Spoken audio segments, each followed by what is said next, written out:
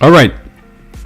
So, if I'm talking fast and if I'm breezing through topics, it's because there is just so much to get through on the stream. We have got a lot to cover, and it's really convenient, the fact that the 1 week I decided to, really take it easy with politics, everything transpired.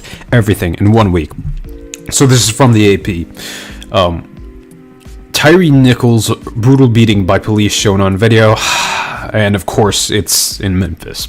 So Memphis, Tennessee, authorities released video footage Friday showing Tyre Nichols being beaten by 5 Memphis police officers who held the black motorist down and repeatedly struck him with their fists, boots, and batons as he screamed for his mother. The video was filled with violent moments showing the officers, who are also black, chasing and pummeling Nichols and leaving him on the pavement propped against a squad car as they fist bump and celebrate their actions. Wow, that is a whole other level of evil. Let's continue. The footage emerged 1 day after the officers were charged with murder in Nichols' death.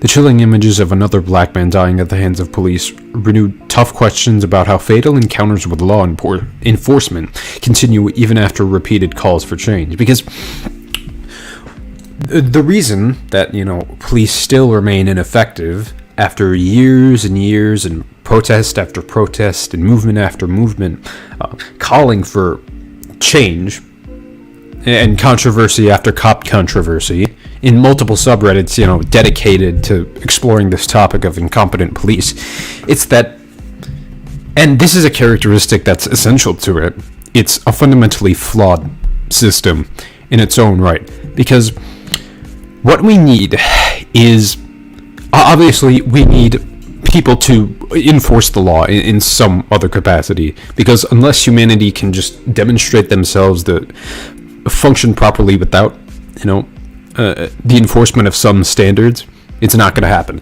So we do need some sort of law enforcement. So we need a completely redone system, and that system should consist of these people sent by the government who are trained to de-escalate situations and who are trained to not only rehabilitate but lead people who are in really toxic social environments to the right rehabilitation facilities, to the right resources, so they can get their lives back on track. Some might call that, a radical form of defunding the police. Some might call that abolition, and I do think the label abolition is appropriate to describing it. And that's, I guess, what I would identify as, but, I have my own qualifiers. But my point here is that this system is fundamentally flawed, and we absolutely need to change it for the better. So, protesters gathered for mostly peaceful demonstrations in multiple cities, including Memphis specifically, where several dozen demonstrators blocked the Interstate 55 bridge that carries traffic over the Mississippi River toward Arkansas. Semi-trucks were backed up for a distance. In Washington, dozens of protesters gathered in Lafayette Park, across the street from the White House and near Black Lives Matter Plaza. Other cities nationwide braced for demonstrations, but media outlets reported only scattered and non-violent protests. Demonstrators at times blocked traffic, while they chanted slogans and marched through the streets of New York City, Los Angeles, and Portland, Oregon. The recording shows police savagely beating the 29-year-old's FedEx worker for 3 minutes while screaming profanities at him throughout the attack. The Nichols family legal team has likened the assault to the infamous 1991 police beating of Los Angeles motorist Rodney King. After the first officer roughly pulls Nichols out of a car, Nichols can be heard saying, "I didn't do anything," as a group of officers begins to wrestle him to the ground. One officer is heard yelling, "Tase him, tase him." Nichols calmly says, "Okay, I'm on the ground. You guys are really doing a lot now," Nichols says. "I'm just trying to go home. Stop, I'm not doing anything," he yells moments later. Nichols can then be seen running as an officer fires a taser at him. The officers then start chasing Nichols. Other officers are called, and a search ensues before Nichols is caught in another intersection. The officers beat him with a baton and kick and punch him. Security camera footage shows 3 officers surrounding Nichols as he lies in the street cornered between police cars with a 4th officer nearby. Two officers hold Nichols to the ground as he moves about, and then the third appears to kick him in the head. Nichols slumps more fully onto the pavement with all three officers surrounding him. The same officer kicks him again. First officer then walks over, draws a baton, holds it up at shoulder level, as two officers hold Nichols upright as if he were sitting.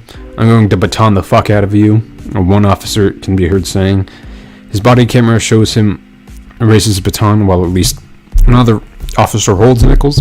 The other strikes Nichols on the back with the baton 3 times in a row. The other officers then appear to hoist him by his feet, with him flopping like a doll, barely able to stay upright. After an officer punches him in the face, as the officer with the baton continues to menace him, Nichols stumbles and turns, being held up by 2 officers. The officer who punched him then walks around to Nichols' front and punches him 4 more times, then Nichols collapses. As you might have realized, we're not watching the video on this stream because that shit is honestly horrifying.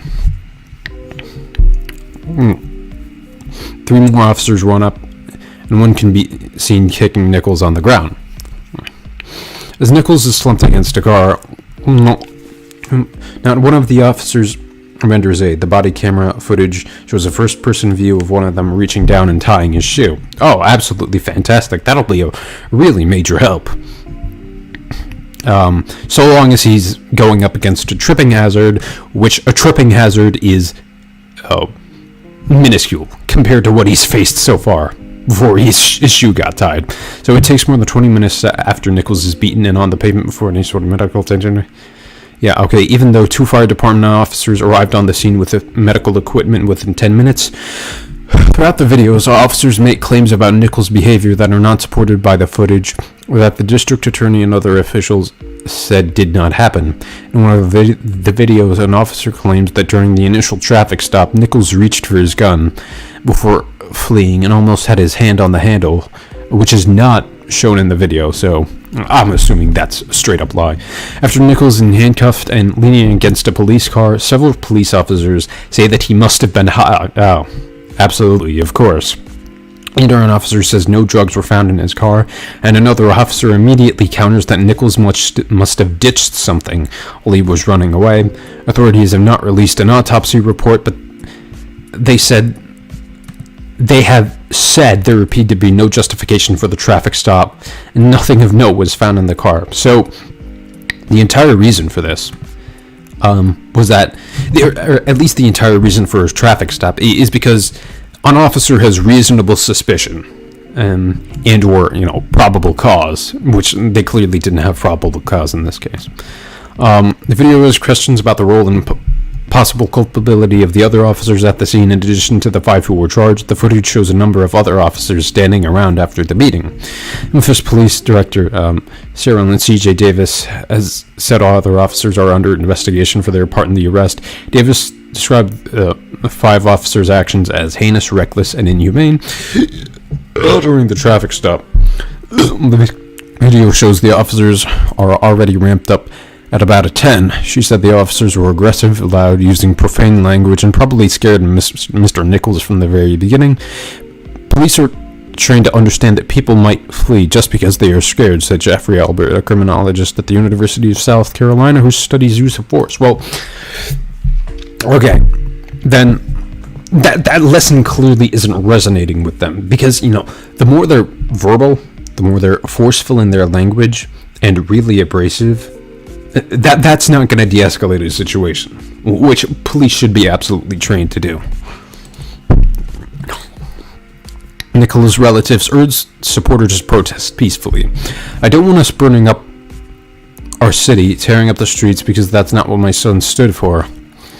If you guys hear from me in Tyree, then you will protest peacefully. Christopher Taylor was one of the protesters at the Interstate 55 bridge on Friday. He said he watched the video. The Memphis native said it was horrible that the officers appeared to be laughing as they stood around after the beating. Yeah.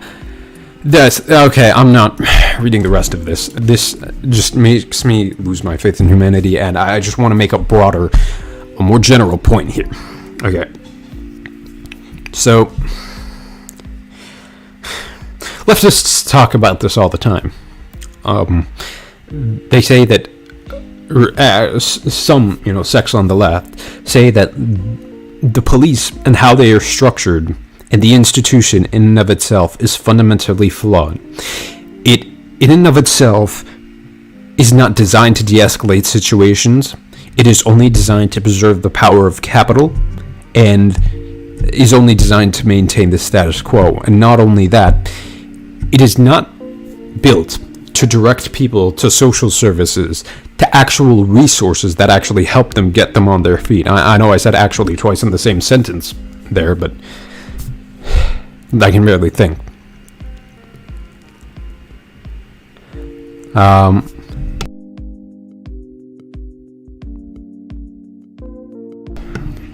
Sorry. This is a travesty. And I hope people who still believe in the police as a force for rehabilitative justice and law enforcement realize that that is clearly not the case. Okay? I've been saying this. What we need is a system that actually helps people. And it doesn't just, meet an arrest quota or, reconfiscate private property or just, do traffic stops for the sake of doing traffic stops, because that's not what we as a species should do. We should help your fellow man, okay? I can barely afford to talk about this right now. I could do another segment on it sometime soon, but this is a really harsh segment. I mean, it's easy to just laugh at, really dumb cops and video clips of them, but when shit really hits the fan, that's when I need assistance on shows like these. Okay. Well, let's move on to more light shit. So here's a new thing. Project Ver. Now, let's proceed with the Crowder bit first, because I want you to realize just how much of a liar Steven Crowder is and has been this whole time. I want you to realize how driven conservative media is by the profit motive, and I want you all to understand that they don't really care about anyone, even if they are in the same conservative space. They just want money at the end of the day, because that's what this grift is. So, let's share Crowder's initial response. Or initial video. After he, was contacted about this.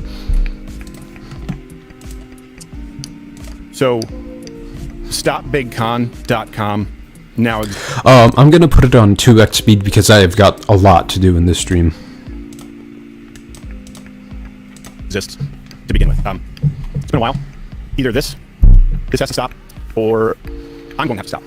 Either this or I'm about. Oh, please stop. Yeah, I'd appreciate if the whole, conservative grift field stopped entirely, but, if you stopped, that's definitely a plus, because you are one of the biggest conservative grifters. To discuss has to stop. Or I don't know, this may just not be for me anymore. So let me explain. Give me a few minutes of your time, because context matters here. I ask that you don't skip ahead. It won't take very long.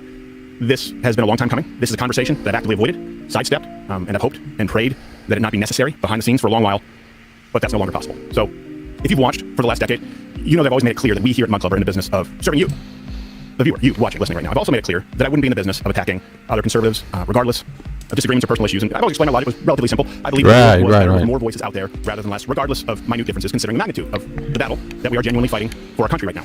But for the first time, I have to say that I believe many of those in charge in the right-leaning media are actually at odds with what's best for you, the viewer, the customer, and more importantly, the country. Oh, you're just starting to realize that they don't actually care about you? I would have never thought. And Crowder's the same way. For any of you Crowder fans that just so happen to be watching this segment or this VOD, he doesn't care about you either. We here at Mug Club, we thought that we were all in this together, that we were fighting the media, entertainment, industrial complex. We thought that we were all genuinely taking it to big tech. But too many of those in charge of the big conservative platforms are verifiably in bed with him. Big tech is in bed with Big Con. The people I thought were fighting for you, a lot of it has been.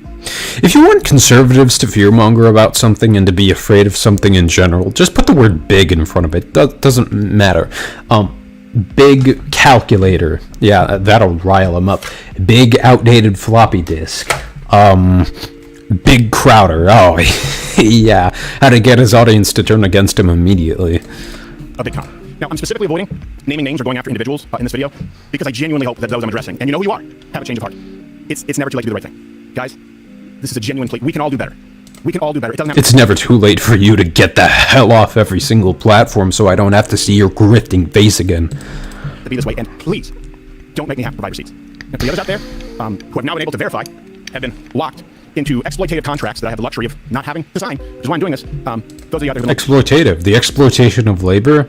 I thought your whole shtick was, shitting on unions the whole time, and proving Labor Day was a Marxist facade that actually attempted to undermine U.S. institutions. Why do you want a union now? Why are you all against the exploitation of labor now? Why are you, pro-worker rights now? Is it because you're disingenuous and full of shit? I mean, you get shit for conservatives for acting like this. Like, they say you're acting like a socialist. And frankly, you are. Because it sounds to me like you want a union.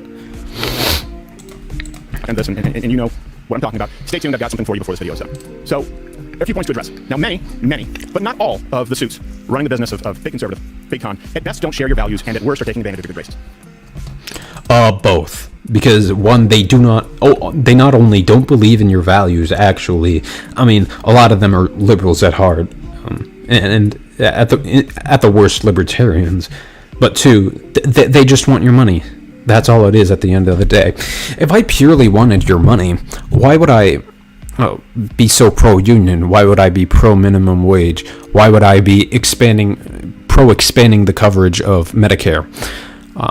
Why would I be pro-subsidized transportation infrastructure? Why would I be for the extended child tax credit?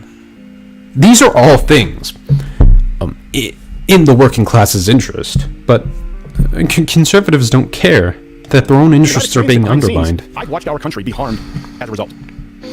So, Mug Club, professionally, it's meant everything to us here. Personally, too, but professionally, you are the entire reason for your ability to create this kind of content truly independently for the last 6 years. But when I started doing, right-leaning, like, comedy entertainment videos in 2009... Yeah, thank God for low IQs. I didn't know the blueprint because there was no blueprint. I didn't know the ceiling because no one with this kind of content had ever really even tried it. It was you, Mug Club, you watching, supporting, who created the ceiling. And you made it clear that all of you were going to keep raising it. All I knew back then was that I was a conservative, I was a Christian, and there's nothing out there. You keep on raising that, but apparently not the debt ceiling. Video platform. Live streaming wasn't really even a thing. All I wanted to do was to set out to create the kind of content, the kind of show that I always wished had existed when I was growing up. And I hope that there would be enough of you out there like me. Here's the thing. I was told that there weren't. I was told by the powers that be that you didn't exist. I was told that the only way to make a living in this business was to cater to older conservative generations, and that comedy, that entertainment, that edgy quote-unquote content didn't work on the right side of the spectrum. An entertainment show would never work. You, all of you, are the only reason that we here were even remotely vindicated. And Mug Club sealed it. I remember exactly where I was when I thought of the idea of Mug Club. I remember who I was with. I remember what I was eating. I remember why. I could see the writing on the wall back then, the big tech censorship on the horizon, the diminishing advertising revenue day by day, and I knew full well that demonetization from these platforms. That's your system. That's the system you've proposed. Capitalism. You really are acting like a socialist because, all of a sudden, now you're pro-business. Now you're anti-business, and especially anti-big business. No, you're only anti-big business when big business undermines your very interests, Suddenly you're acting all pro-working class.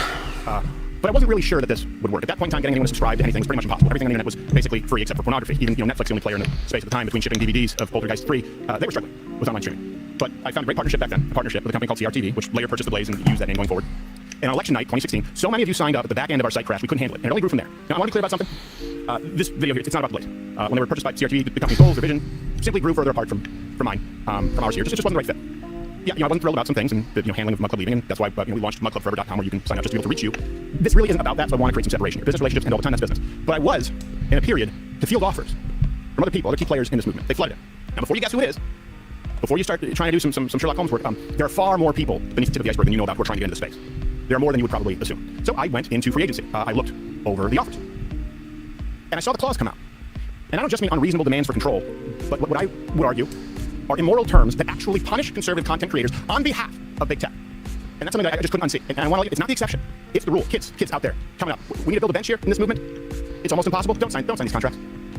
I now know what you are signing under. I have the luxury of not having to. I don't have to be here. I don't have to say this, please. Yeah. And labor exploitation. Professional legal counsel. Do not sign something that includes, let me go through this. Effectively, full ownership of all your social media. Actually make legal counsel affordable. Even the ones that you built. Don't sign contracts out there that include... God, he is boring, Jesus Christ.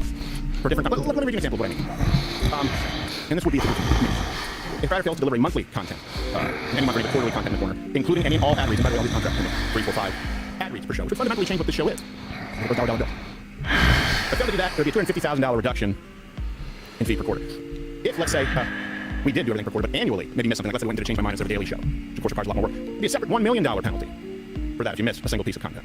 And the amount of content required is... Please do less work. Not in line with... Frankly, it's worse than Disney, it's worse than ABC, it's worse than NBC, it's worse than CBS. This is ownership of you and everything that you do. But here's just to drive it home. You're right on that one. Being on the wire is... on the Daily Wire is objectively worse than being on CBS or MSNBC or Fox. Don't sign something that has another $100,000 daily penalty if it's not signed off on beforehand. You get hit by a car, you have a sick day, you lose $100,000 a day. I wonder why there's burnout in this. Anyone wonder why you have kids come up and they leave, never come back? You think if you have that kind of penalty? Oh, now you're complaining about burnout. When you're not offered the money you feel entitled to and you deserve, which frankly, a lot of the American working class does deserve higher pay, more sick days off, more paid vacation time off, and Crowder has spent his entire career being against that. He's a hypocrite. He's full of shit. And everyone knows it now. Except his, NBC moron fans. I think that's wrong to treat people that way. But this is where, in going through this... The exploitation of labor is wrong. Let's actually put working class Americans in control of the means of production. Oh, wait. Right. You're against that, aren't you? A contract with people who claim to be conservative, but will penalize you 25%. Yeah, they're grifters. This is what I've maintained this whole time. Daily Wire, all of them. Absolutely spineless cowards who don't believe in anything. If blank is boycotted or dropped by more than 50% of the advertising partner, the company is not able to replace it within 90 days, the fee will be reduced by 25%. That's sponsorship boycotts. That's saying, hey, liberals, boycotts work. They work on our guy. We'll punish them for you. Let me go on. Specifically, YouTube. Go on strike! Yes! Monetization. If any of the major platforms issues content strikes such that Crowder cannot be monetized on such platform, and the company is not able to resolve the issue within 90 days, the fee will be reduced by 25% moving forward. Now, I thought this was a mistake because, Well, obviously, not a content strike, not an imposition on, a warning of you being banned. You refusing to produce content for them, and then they make concessions to you as a corporation, because they are incredibly powerful, but you are fundamentally the source of all their profit, so... go on strike. We didn't know who I am, that we've been demonetized for 3 years. No, it's made very clear to me in no uncertain terms. This is what's sent out to everybody. And then if you get a strike. The reason you've been demonetized for years is because you're too dumb to go mask on. The folks at the Daily Wire, they know not to be too edgy, and they know which specific words will get them demonetized, so that's why they stay, raking in big bucks. For a second. Those in charge, the big conservatives, the big con, and it really is the biggest con going right now, they're making it known in their contracts that they will enforce the guidelines of big tech and punish conservatives on their behalf. Don't worry, Wojcicki. Because they're grifters. It's what I've been saying this whole time, man. Trust me, these conservatives will stay in line. They're demonetized. We take away 25% of their operating budget. Take another 20% away if they get a hard strike. Hey, don't worry, Zuckerberg. We've got your back. Hope to see you at the UFC Apex. Can you imagine if this show not only was never permitted to take risks per a contract as it relates to big tech guidelines, as far as the content guidelines, right? There's content guidelines and there's advertising guidelines.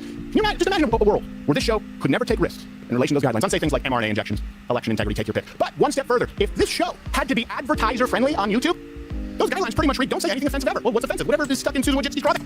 Well, no, you're just perfectly in congruence with the Daily Wire, and you dance around the TO. Actually, yeah, they're perfectly within the realms of the TOS. So yeah, you're just your average conservative grifter at that point, who's really going mask on. Yeah. But I wish those at the top in big conservative with granted, yeah, a lot of money, wanted to do better. But Big. There it is again, Jesus. you don't. That's why I've created Stop Big Conduct. No, yeah, they put money over anything, okay? Because they know there's a bunch of uneducated chud morons who are just paying for things they want to hear. Which is why the right is just so inconsistent, you know. I pride myself on consistency, and, you know, when it looks like something in my framework is inconsistent, I just make sure, you know, okay, let's actually properly delineate here. But they don't even care for the semblance of consistency. They don't even want to make it look like they actually believe in anything, which is why I can instantly cite contradictions in their ideology. And you can be a signatory, and our plans are in. Like I said, I have the luxury of not signing. I don't need it. I've been demonetized for years. We've adapted here precisely because of Mug Club. You know, the free content only exists because of those who subscribe. I promise you we won't do more than one sponsorship spot per show. I will keep my word on that until this show ends. Why? Because it's designed for you. It's not designed for the sponsors. If it's 4, 5, 6, 7 sponsors, they're no longer the product, you're the product. So we've adapted here. But yes! Holding the sponsors who might get boycotted because of sponsors. That's how capitalism works, Crowder. Are you just learning this lesson, my man? And loyalty. But for the kids out there coming up who don't have that luxury... Loyalty. They have no loyalty. They have no loyalty. They'll constantly say, America first, America first, America first. Also, those subsidies to Israel and, you know, billions and billions of dollars in defense contract money, yeah, oh yeah, pass that right through the House and Senate, right through Congress so Israel can get all the money they need. Like, come on, they believe in nothing. Trust me, dude. Business relationships sometimes fall through. People don't see eye to eye. I get that. But there is a way to structure these contracts and a network. There's a world in which contracts and a network exists where everyone benefits with some semblance of fairness, transparency. There's no need to be enslaved like this. If you're out there right now... Let's actually make everybody and every working person into a stakeholder of their own life. Let's actually make them own the means of production. Wait. Yeah, right. Gotta go mask on now. Whatever network it becomes isn't for you. If this isn't the right home for you, we have lawyers and representation who will negotiate your contract for you with anyone else out there at half the market rate. Why? Because I don't like this, and I'm going to end this. We all need to end this together. I don't like you, and I want to end you in a video game. And I want to end you, you know, coalesce with people and end you together with the groups I've coalesced with. That does better. In a video game. It's either time for Mug Club to go big, or it's time for me to go home. Oh, please, just fuck off back to Canada, get the hell out of our politics, and particularly, if you're doing a favor for Canadian leftists, just never commentate on politics again, and just completely be out of the public eye. Thank you, Crowder. If you felt this way, let me put it this way, and I've heard feedback from you. If you feel in your gut that a lot of conservative content out there feels homogenous, feels sanitized, feels like they're missing some key points, there's a reason for that. Because they're going mask on, because they want to make money, yes.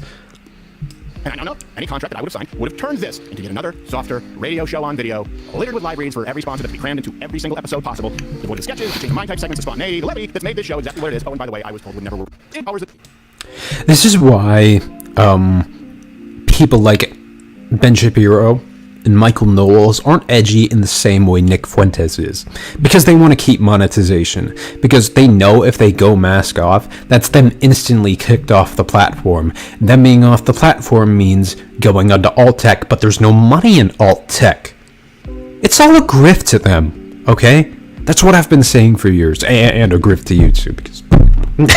but, you know... I'm trying to build bridges here. I'm trying to take down the Daily Wire and then stab Crowder in the back. Okay, so, you know. How ungrateful and humble false humility it does you a disservice. But even after all this time, after all of you have voted with your dollar, with your viewership, with your support, after you've set records. Yeah, I feel really democratic voting with my dollar when, you know, I get to choose from 3 telecommunications providers when there's, you know, an electricity monopoly in my county. When there's, like, 2 major ISPs that I can reliably count on. Oh, yeah. And that guy, Jeff Bezos, it's a perfectly functional democracy when he has hundreds of billions more dollars than me, man. Oh, ain't that fantastic as a democracy. And it's not, I should say, in the president. It's not that the suits in charge of these places, big con. Really, a better democracy is workplace democracy. Oh, god damn. I'm not really good at going mask on, alright. Bothered precisely by the fact that you do. They don't want a group of rebellious rebels. If you really want me mask off on, go on my Twitter, okay? That's fantastic. And apparently I actually haven't been banned yet. which is interesting. Learn, fight like hell, and laugh together. I don't know, maybe there is a semblance of a mask. Master plan to eliminate you. Just subdue you a little bit. Just soften your edges a little bit. Just play ball a little more. So we can keep our content all monetized. And keep having cocktails. I'm not watching all this. They want you to do that. And they're forcing many of the people you watch to do that. I can't do that. I can't do that. And I'm willing to bet that most of you watching right now can't do that. But okay, you know what? No. Let me rephrase. Of course I could. Of course I could do that. I won't. I won't do that. And I'm willing to bet that most of you won't either. Let me know just how many of you won't. Enter in your email at stopbigcon.com. Now, I just need some time to figure out how to do this. The requirement for infrastructure is light years beyond what we need for just this show. Some time to solve this puzzle as to how I can best and most efficiently accommodate you. And hopefully, some time to restore my faith in a movement which frankly has been shaken by some, not all. There are a lot of good people in this movement, but some really bad actors among us. And rather than throw anyone under the bus or continue this long, drawn-out drama playing out in the public square, I'd rather focus on how to serve you, the only people who truly matter in this movement and to this company, and I would say to the future of this country, you. The average American who's what? Not the person who's creating content and putting the contracts. You, right now, at home, in your car, in your truck, wherever you are. Hands moving. So in the interim, as I figure this out, pardon my dust, I'll still be on my social media pages. The silence is over now. I've been sort of gone to radio silence. I'll still be doing stand-up shows that you can always check out at loudercredit.com/tour. Actually, probably do some more of those. I think I'm in Kentucky, February 10th. Yeah, at this point, he's just plugging his merch. So, let's actually get to, I think, Shapiro's response. Then we'll do Crowder's response to Shapiro. Then we'll do Owens' input on the whole situation. So, this is going to be fantastic content for the free show tonight. Oh man, it is really heating up, let me tell you. Alright, here he is. Benny Boy. Many of you have seen the controversy that has broken out between, I would say, our former friend Steven Crowder and those of us here at the Daily Wire. Either this has to stop, or... Yeah, former friend because he exposed you as a bunch of grifting assholes. Or I'm going to have to stop. It makes me sick to my stomach. Jeremy Boring has made him sick to his stomach as well because we had always considered Steven a friend. I was Steven's first lawyer. I helped negotiate his contract with Fox News going all the way back. It's got to be at least over a decade. And Steven and I had always been very friendly. I know Jeremy was even friendlier with Steven, counseled him in very rough times. I had personally attempted to intervene when Steven was demonetized in June 2019 on YouTube. I actually sounded off so loudly that people at YouTube reached out to me, and Susan Wojcicki, head of YouTube, got on the phone with me, and I reamed for it.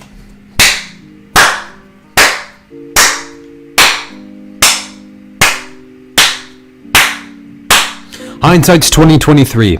How did that turn out for you, Benny Boy? Are you regretting your decision now? Are you somewhat contemplating the fact that maybe I shouldn't have, intervened and actually asked Susan Wojcicki herself to step in and remonetize Crowder? Are you maybe rethinking things? The term sheet. All you have to do is go to the description on this particular video, or head on over to YouTube, and you can see my business partner, Jeremy Boring. I'm completely sure you'll be fully transparent in this, Ben. Yeah. Jeremy Boring attacked the Daily Wire and suggested that we had essentially offered him an enslavement contract that would have robbed him of all of his freedom and made him subject to the whims of big tech and all the rest of this kind of work. And it's just not true. Jeremy, unlike Steven, read the entire text. He's acting entitled, in my opinion, but a laborer does have a right to complain if they feel that their conditions are a trepidation. Are absolutely delved into squalor. Okay? That's all I can say on that matter. He reveals, I've never seen anyone else do this, he reveals literally the entirety of what was supposed to be confidential term sheet that Steven decided to partially leak for his own benefit. And this is the part that's really ugly. Okay, so the part that's really ugly is the betrayal of friendship. So last night... Remember when they wanted to open source Twitter's algorithm? And they were rallying behind Elon to do that? Yeah, these people don't give a fuck about transparency at all. So... by Facebook and have been attacked in legacy media all the time and were routinely demonetized. Well, yes, nailed it. We were in the pocket of attack. This was Steven's line of attack. And supposedly, this line of attack came from that... If you're getting calls with Susan Wojcicki to remonetize Crowder, which, now that I think about it, in the pockets of big tech, when you're literally talking to Susan Wojcicki to remonetize your own channel, that actually proves Crowder is also in the hands of big tech to some extent or another. But yeah, you absolutely are in the pockets of big tech when the CEO of YouTube is on the other line with you, okay?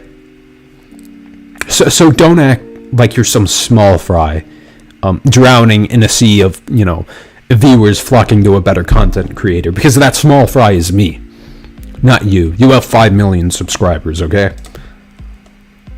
When he personally recorded a phone call with my best friend Jeremy Boring, and then proceeded to release that publicly. That is disgusting. It is disgusting, and it is vile, on a pure human level. Jeremy... Vile, disgusting, on a pure human level. Spooky language. Hey, conservatives. Spooky language. Spooky language. Just to rile that Daily Wire bootlicker base up, okay? It doesn't mean anything. He just viscerally likes the fact that Crowder didn't do it, okay? He is a grifting liar, people. Oh, and by he, I mean both of them. But, $1 million over 4 years plus a 2-year extension. Million. basketball players had money. On November 2nd, Stephen called up Jeremy and said, I want $30 million a year and a bunch of changes to the term sheet. I'm not going to redline the term sheet. I'm not going to edit the term sheet. I just want you to send me a brand new offer. On November 6th. I agree with labor's negotiating their salary. 4 days later, remember, this is after he's already signed off, he's got term sheets, he's had it for a month. November 6th was election night. You'll recall, if you're a Daily Wire fan, Stephen Crowder appeared on our election night coverage. Everything was very friendly. Everything was very chummy. Everything was great. November 14th or thereabouts, we decided that we couldn't meet his demand. That his demands were not rational in business terms, that he wanted too much money, and all the rest of it. So we let him know, no hard feelings. Because you wanted too much money and you weren't willing to share that with him. And we just went our separate ways, and we still liked him, and he still likes us, and all the rest. Okay. So November 14th or thereabouts, we told Stephen that we couldn't meet his demands. Fast forward another month, December 12th, he registered his site Stop Big Con. And that's when he registered. Remember, October 5th is when he received the term. November 14th is when he said we could not meet his demand. December 12th is when he registered Stop Big Con because he knew that 3 days later he was going to be announcing that he was leaving at the Blaze, he needed a plan, and attacking us with a plan. Rumor actually has it that the quartering actually, developed the site Stop Big Con. A person who was supposedly his friend. And remember, this is all based on the passion of the upset that he had a great term sheet. It was submitted to him on October 5th. It is a month, actually 36 days after. So January 17th is when he launches Stop Big Con. So just to get this straight, just get the timeline straight, because this is what we would call a premeditated move in an attempt to go to your email list. This means 104 days elapsed between when Stephen Crowder received the term sheet that we submitted to him and when he launched Stop Big Con. 104 days. And it means that 36 days elapsed between when he decided to attack Daily Wire and Jeremy by purchasing Stop Big Con and when he called Jeremy to tape him. So, that means... Because this was a long, calculated plan of his. Like, he's clearly got an exit strategy going on here, Shapiro. At this point, when he's waiting a month to, announce the Stop Big Con thing, he's already made up his mind, man. He's made up his mind, and he's decided, I'm not going to go the Daily Wire route. I'm going to either create my own network or just go completely independent and get my revenue from there. To grow an email list by deliberately misconstruing terms to a perfectly legitimate, non-binding term sheet for a person that I personally, and Jeremy, have gone out of our way to help multiple times. A person who then claims that we are the big shills for YouTube. Right? We're the ones who are shilling for big tech. So what's his claim on that? His claim is that we're shilling for big tech by saying that if you get banned from YouTube and you lose money because of that, then you also lose money. Well, I noticed that someone else makes basketball for his living. He had the exposure he receives on YouTube. His name is Stephen Crowder. Stephen has a bigger following on YouTube than I do. He has a massive following on YouTube. He's a YouTube superstar. He has 6 million followers on YouTube. He doesn't want to be banned on YouTube. By the way, he doesn't have to. That's actually bigger than the entirety of TYT, I think. The exposure he receives on YouTube allows him to push people to Mug Club. He knows this. This is why he has a pissed off YouTube segment, which is smart. Right? He does the same thing on his show that I do on my show. Exactly the same thing. You'll hear me on the show when I discuss COVID. Say, I'm about to say a bunch of things I can't say on YouTube. So head on over to Daily Wire Plus and subscribe and hear the rest of it.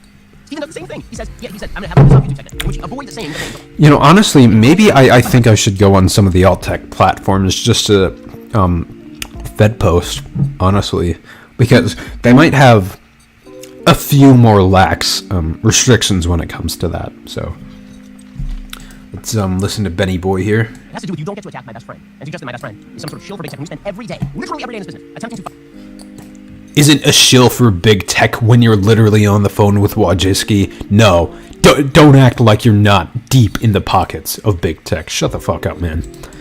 Big tech, and to win. When we spend every day trying to bring good content to people who can't get it in a lot of other ways, and build a business. Who go out of our way to make offers to people for tens of millions of dollars so they can continue to provide the content that you want. Tens of millions of dollars to people like Stephen Crowder. I don't see a lot of other people walking across the table to make this offer to Stephen Crowder. The easiest thing to do in our particular industry is to attack your friends. I do think Crowder is acting a little entitled, but hey, isn't that a free market negotiation? Isn't negotiating a part of a market strategy? And isn't striking and demanding more completely within a market framework? Like, you can't on one say, well, we have free will, and you've got to use your bootstraps to actually get where you want to be in life. And like when you form a union, no, not like that, not like that. Pick a narrative. Are you going to be this absolutely bootstrappy, free will, free markets person? Or are you going to just have a reverence for authority and just people staying in line? You've got to pick a narrative, Ben. Make money off of that. Because it's falling apart for you. Win against the left, and those two things are simultaneous. If you lose money, you can't keep operating and fight the agenda of the left. It makes me nauseous. The left is opposed to business broadly, okay? And you are big business, again, if you're giving orders to Wojcicki, so... And then release that up. Who does that? Who does that? That's something you do. I'm just asking on a personal level. Have you ever done that? Have you ever your friends? Is that a thing you do? Well, not without consent. A former friend, Stephen Crowder, and those of us here at Daily Wire. Either this has to stop, or I'm going to have to stop. All right. So it looped over again. So let's go over Crowder's response to that Shapiro video, and this is where the shit really hits up. It's really a doozy here. Okay. It's Crowder's second video.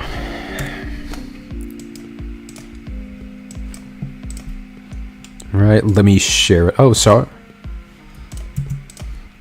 Let me share it. Sorry about that, folks. They can be wage slaves for a little bit. Come over and make a salary, and grow their brand. They can be wage slaves for a little bit. Yeah, see, now he's, anti-capitalist and pro-workers demanding what they think they need. They can be wage slaves for a little bit. God bless the talk boy. Those things are worth like $5,000 now. It's an expensive gag. Yeah, so are pagers. That's weird. This is really strange. Old technology that's pretty much obsolete actually costs more than the average person would think it would. Like this outdated crap from decades ago that's completely superseded by better technology, it just thrives off of its nostalgic value, and more so, its rarity. It's rarity, basic supply and demand, I guess. Didn't want to have to do this, but Daily Wire outed themselves very, very quickly. And sure enough, if you see all of They're trying to cover for themselves, Crowder. Of course they would. the people who work there, some of whom I have relationships with, they immediately tried to make this all about money. Here's the problem. There are a few problems. That's capitalism. Everything was said about negotiations. The very same system you claim you're in favor of. Except when you aren't, all of a sudden, because you actually do want a higher salary, and as a worker, being approached by a company, you feel that you deserve more, and what this employer has offered you is minuscule compared to what you could actually get if you were completely on your own. So why all of a sudden are you for worker rights? Are you for representation? Are you for demanding more from employers? When, pretty much the entirety of your career was built around, especially early on, was built around portraying union people as these jackbooted thugs. When, as a matter of fact, you actually started the fight with that old guy, and it was later vindicated by the courts. Explain that to me. The conversation was about conservatism, the movement, and big tech. We keep talking about money. I'm talking about a country. I'm talking about a movement. I'm talking about making a difference. It's not about the money, and Jeremy and the Daily Wire know that. How do I know they know that? Because after, according to what he said, I walked away from the offer. I did place one more call to the Daily Wire, and I made it very, very clear that it wasn't about money. That was not the topic of conversation. There was zero, as they tried to portray this, miscommunication. It was one last call where the only thing that I asked for, my only demand, was their word, and not even for me, but for other people coming up facing these kinds of contracts. Let's say Fakina comes in with 500,000 YouTube subscribers or something like that, 100,000, So now you know their word means nothing? Great. You've just realized that after decades and decades of saying the same thing and hearing the same thing from the left, that they're just a bunch of money-grubbing scoundrels who don't actually have any politics and who don't actually care about who they employ. They're a bunch of grifters, and so are you, but... requires that be a huge component of it. You need to change your business or this movement cannot work, Jeremy. I can't imagine my show trying to come up and be beholden to YouTube advertiser guidelines. Let alone, honestly, being beholden from a conservative entity with hard strikes, right, being removed, but let alone being advertiser friendly. We know how broad those guidelines are. They might as well just read, don't say anything offensive, and they change them at the drop of a hat. I'm not suggesting that the guidelines are terrible. I'm suggesting that making money off of those platforms is part of how you're justifying the salary you're paying someone. Then or the fee I keep saying salary, the fee you're paying someone. Then when those go away, everybody loses money. You can't pay the same amount with less revenue. How about you create a different business model? No, I know what here's a different business model. Here's a different business model. How about no business model at all? How about we just allocate commodity production based on who needs it? Okay. You still want to stay in a market framework? Okay. Well, how about we restructure businesses to where each worker has an equivalent stake in the company. They all have one share in the company, but that share confers the an equal amount of votes. Oh wait, that's socialism. All right, gotta stay mask on to convert Crowder. For proof, it's the election night. Our numbers on Rumble. They're receiving numbers on Rumble. When we get suspended from YouTube, I think it was 4 times this last year, and I went to great lengths to communicate that to the people at Daily Wire.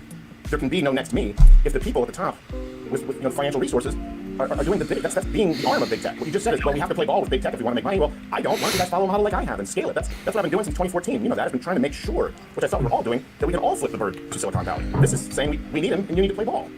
And by the way, before some of you ask this, look, there's always personal information. Hey, isn't that what free markets are about? I mean, the fact that there's this concentration of liberals in Silicon Valley, like, isn't that just the market working in their favor? Isn't that capitalism, the very thing you adulate when it comes to discussions of feeding the poor and giving single mothers a leg up and, actually building viable families and communities and Americans so that this national project can prosper? Apparently not.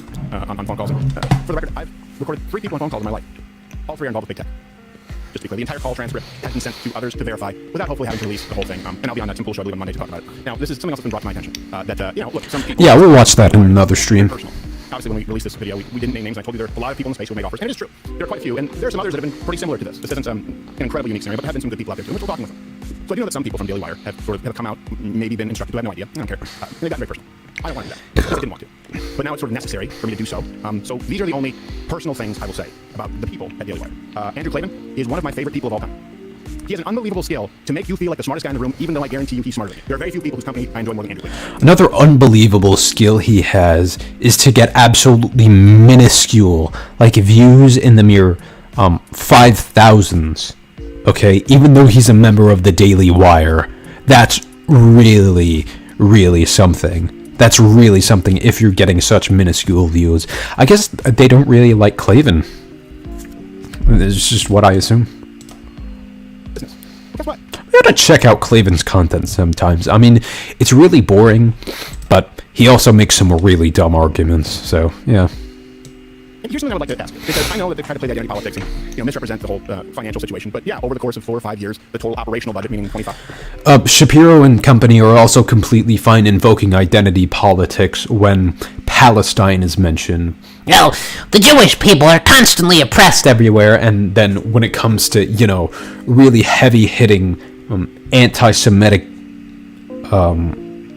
fodder, really anti-Semitic activity on the right, broadly, Shapiro just doesn't bat an eye. It's like, it's really the Hollywood Jews you need to be concerned about. But, all the cost, security, health insurance would have been somewhere. He's absolutely full of it, doesn't care about even the semblance of consistency. Not even a modicum of it. That are generating or capable of generating far more than that. It'd be better than just Disney and just Netflix and just Hulu Plus. And I'd like the people who are in charge of that to be people who are willing to walk away from that if it comes with strings attached. With people who hate everything you stand for. So let's take that at face value, okay? I want you to ask yourself this question, okay? Put yourself in my shoes. What would it take? How much do your principles matter to you? What kind of a headspace would you have to be in to walk away full stop from $50 million? Let me ask you further. What would it take for you to be willing to walk away from at least $50 million because of it causing harm to someone else that doesn't even affect you? But the next kid. I've talked about this, we have it in comedy. I'm never going to be the guy who pulls the ladder up after me. What motivates me is not money. Of course, everyone here likes nice things. They want to make a living. You've heard me say this, Nick. What would make me walk away from $50 million if it was... It would make me walk away from it if I was perpetuating conservative politics instead of leftist politics. Hell, I even think for $50 million, I'd kowtow to the MSNBC types and the CNN types and the liberal establishment, while being, extremely mask on, of course, Long since demonetized us and can't stand me, and part of me doesn't blame them. As long as these contracts include that, not even for me, but the next person, I wouldn't take $1 billion. Because in a way you upset the status quo. I think you're a bit to the right of traditional, neocon-style Republicans. And YouTube doesn't like anything that's outside of the status quo. Even something universally agreed upon as weed. There's this guy named 𝖯ti𝖾 𝖭𝗂διtu𝖾. I mean, they're constantly banning him. They're constantly age-restricting his content. And the only thing that gets actually pushed in the algorithm are his storytime videos. But, just the status quo and what's already reflected in American law, they're all for. But anything outside of that scope, YouTube is against. And certainly not if you understand in context, when behind closed doors, I know, and these people know, and acknowledge exactly what's being done to the next generation of creators. Well, okay. Yeah, they're exploiting them. And that's just how ruthless of a system capitalism is, Crowder. They can let their contracts up, they can still go out, they'll still be famous. They can keep doing their shows, they'll go to a show somewhere else. They'll be on far better place. You don't make them. No, not only this contract. This contract owns in perpetuity even after the contract. You're paying a lease but getting ownership. That's what this contract is. On the content that we pay to produce, yes. We're actually paying the lease, but they somehow own it. We're actually doing the entirety of the work to beget the costs of what they're doing, but they just get to suck our blood anyway, and we're the life and soul, and the only thing that makes this whole capitalist machine turn and we're the only thing that makes a profit? Wow, Crowder, it's only like it's almost as if Marx was right in his exploitation of labor theory, and in the theory of surplus value. Oh, shit. Ask on again. Slide. I'm going to try and get to all of you.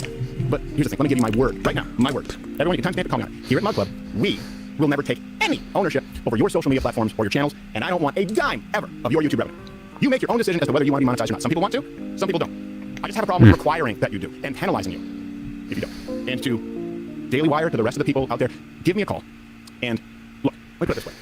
If you give me your word, this is all that matters. Just give me your word that there will never be a clause in a contract again for some unsuspecting kid or someone who doesn't have the luxury to walk away from $50 million, as I did true, guilty as charged. Give me your word that you will not penalize them 25% for demonetization, another 20%.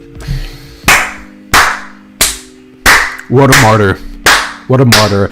And you totally didn't walk away from it because you realized by being independent you could just make the same amount of money. Totally not that. That's all this is about. In the interim, to everyone else. Okay, so this is almost over. So, Owens, specifically, and we're going to get into the video very soon, in a few seconds, specifically pointed out that Crowder was actually acting socialistic in his behavior, and as a person who was approached with employment, he was demanding more. Could this expose the fact that he was completely full of it the whole time when he acted like he was anti-union and anti-socialist? I don't know. But let's get into Owens's piece of content.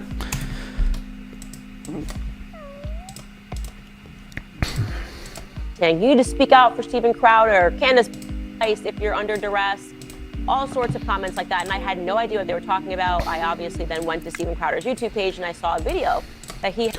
No, she's clearly not under duress. You know, she's clearly consensually, being on the Daily Wire because, anybody would want that grift money if they were betraying their principles. We're essentially offering him what he thought amounted to a slave contract. It was very heavily implied throughout that the company was the Daily Wire. He said it wasn't the Blade. Yeah, it is wage slavery, isn't it? He said that there were ad reads, the company offered him a lot of money, and that he wouldn't sell out. It was this super, I'm not selling out to you. And the comments reflected that, yay, Steven, you're a hero. Before I even do my... You're more... Yeah. Alright, we've already watched this. We're fighting for you. A lot of it has power to not be monetized on such platform. 20%. The Wire was very clear. He's talking about the Wire, but how many organizations you know are big enough to offer him Steven Crowder, what he should, or around the range of what he should be paid, that does ad reads, obviously it's not going to be Fox News, it's not going to be PragerU, they're 501c3, or Supreme USA, and he mentioned explicitly that it wasn't the Blade. So to me, it was sort of like he said, the Schmeichel Schmeier, but I'm not naming any names, and I'm going to tell you two things that I just saw. First and foremost... Aren't 501c3s not supposed to endorse any political candidate? That's odd because they've clearly had political candidates on their PragerU animated segments before. So they should lose their tax-exempt status, but anyway. Obviously, it was mudslinging, and if this was the Daily Wire, I wasn't entirely sure that it was, but it's heavily involved. He also threw mud on me. He threw mud on Michael Knowles, he threw mud on every single person who works for the Daily Wire by implying that we are signing these contracts, we are not signing, and it's pulling out excerpts of the contract to say basically we're holding to consent, right? And I don't like that. Hey, isn't mudslinging free speech? I thought you all were for that. Oh, you're in favor of freedom of speech, but without the consequences. Yeah, okay, yeah.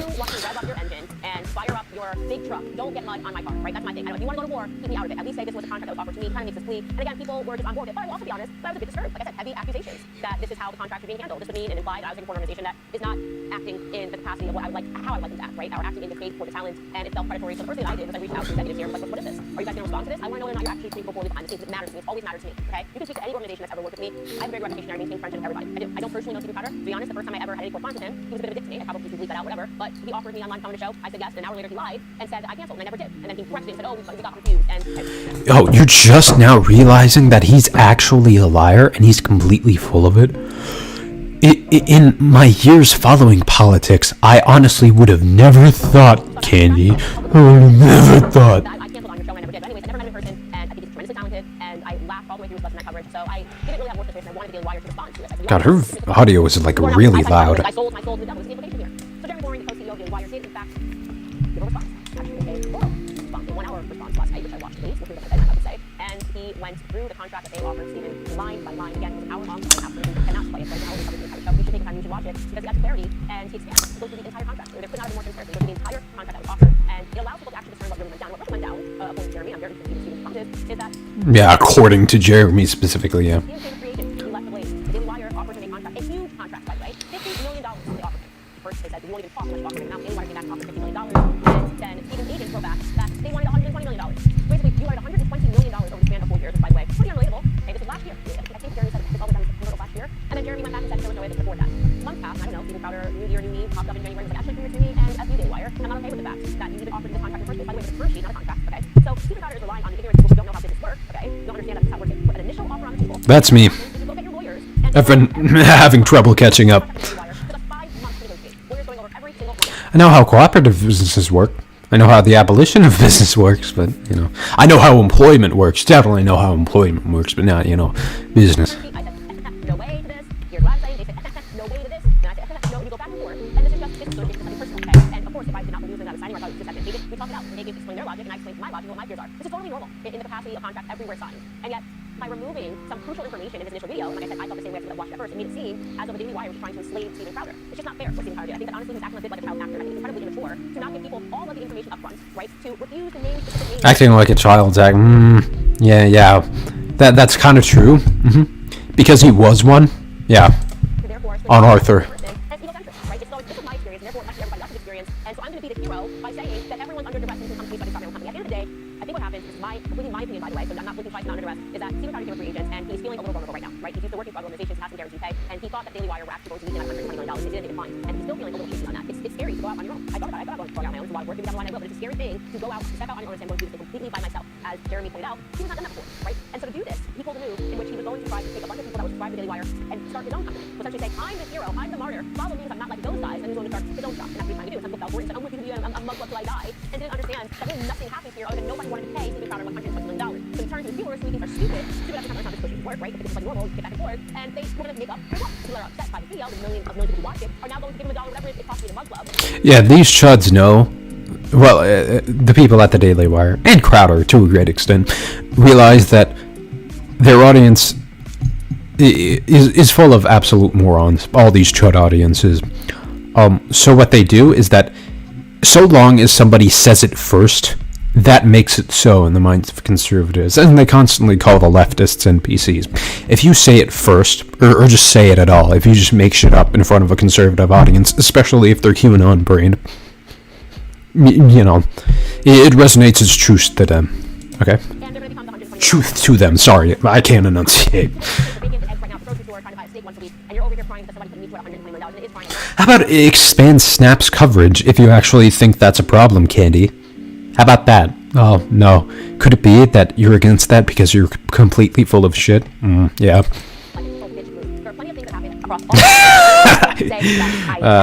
And with Stephen Crowder, and saying that sometimes you feel like a cynic, which is like, is everybody selling out? Are people doing this, people doing that? There are a lot of things that Daily Wire has done that I disagree with. There's a lot of things that Turning Point has done that I disagree with. There are things perhaps that PragerU has done that I disagree with. I have worked with all of these companies, right? But to do a total bitch move and go out to the public rather than trying to resolve these things. It is a total bitch move. And to make it seem like you're the hero and you're the true one, you keep it authentic when something really nothing happened, or then you didn't like an initial term sheet, and all you have to do is tell them that, and tell them what you didn't like, and go back and forth with lawyers like everybody else. I think it's crappy. I think Stephen is a little egocentric. He probably will be better on his own. I don't think he knows the plan a team. And by the way, the last thing I'm going to say, and going on to cool, I'm going to say later, is that I'm pretty sure Stephen Crowder, who also screwed over somebody he used to work with, but not gay Jared, because he hadn't tied up in a contract. Wasn't that Stephen Crowder did that? So it's supposed to be moral high bar and not talking about I'm pretty sure that's the guy who was on Crowder's show, and he was kind of like thin looking. He had glasses, you know, and he constantly wore this not gay shirt. And I kept on thinking to myself, you know, over the years I've been occasionally watching Crowder. If your label is specifically not gay, you are clearly lusting after cock every moment of your life. Just saying, just putting that out there, okay? Why don't you release not gay Jared from his NDA and allow him to talk about how he felt betrayed by you? Because I know that Blaze, everyone says that you're actually not that nice, you're treated poorly, but you bring in so much revenue that everybody has to take it. So I don't like it. It stinks to high heaven, and I'm calling you out on that. Because I think it was crappy that you threw mud on me. It was the first time via a tweet a long time ago. You're not doing it a second time. Total bitch move. All right, guys. Next portion of the show is going to be available exclusively on Daily Wire Plus. I'm going to be reading. Let me find a PragerU video. I'll be right back. I'll get a drink. Right. Well, let me find some interesting content we can actually cover. So, yeah.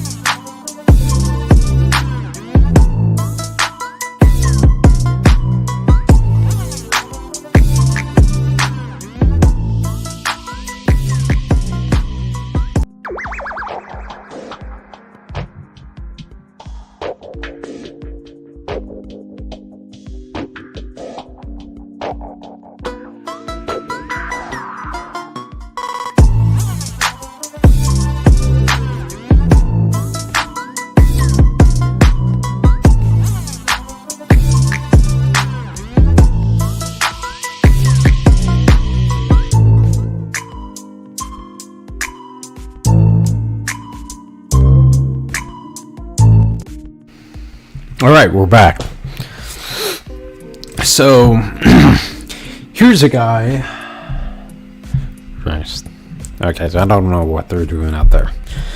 Roommates. This is why we should have public housing. And each individual apartment should be assigned to each individual tenant, okay?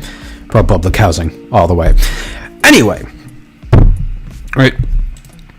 Here's a guy who thinks we should regress back to, I'd say, the 1910s in terms of linear time.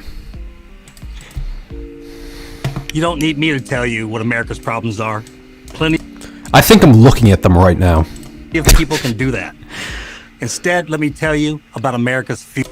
They don't even need to tell you. They can just observe for themselves by copying this link and pasting it in their browser and coming to this specific PragerU video. That's how they can realize Americans' problems. What it can be. I'm not making a prediction, but there's a new golden age waiting for us if we do just 5 things. Yeah, 5 things. Socialism, social justice, socialism, and more Minecraft. With state-subsidized Minecraft passes, which, according to you, is socialism. 1. Reconnect with our Judeo-Christian. What? Oh my god. Dude, that legitimately triggers me so much. Yeah, I'm going full-on blue-haired right here, and also a full-on Reddit atheist at the same moment, which is kind of, internally contradictory, but whatever. So, Judeo-Christian. What in the absolute shit does that word mean? Because the Jewish and the Christian faith are highly separate in and of themselves, because either you believe Christ is the Messiah and he died for humanity's sins, or you are a Jew thinking that Messiah has not come yet because Christ did not meet the requirements for what the Messiah was. I don't know if they decided that he was a descendant of King David or not. He clearly didn't unite Israel and drive the Romans out.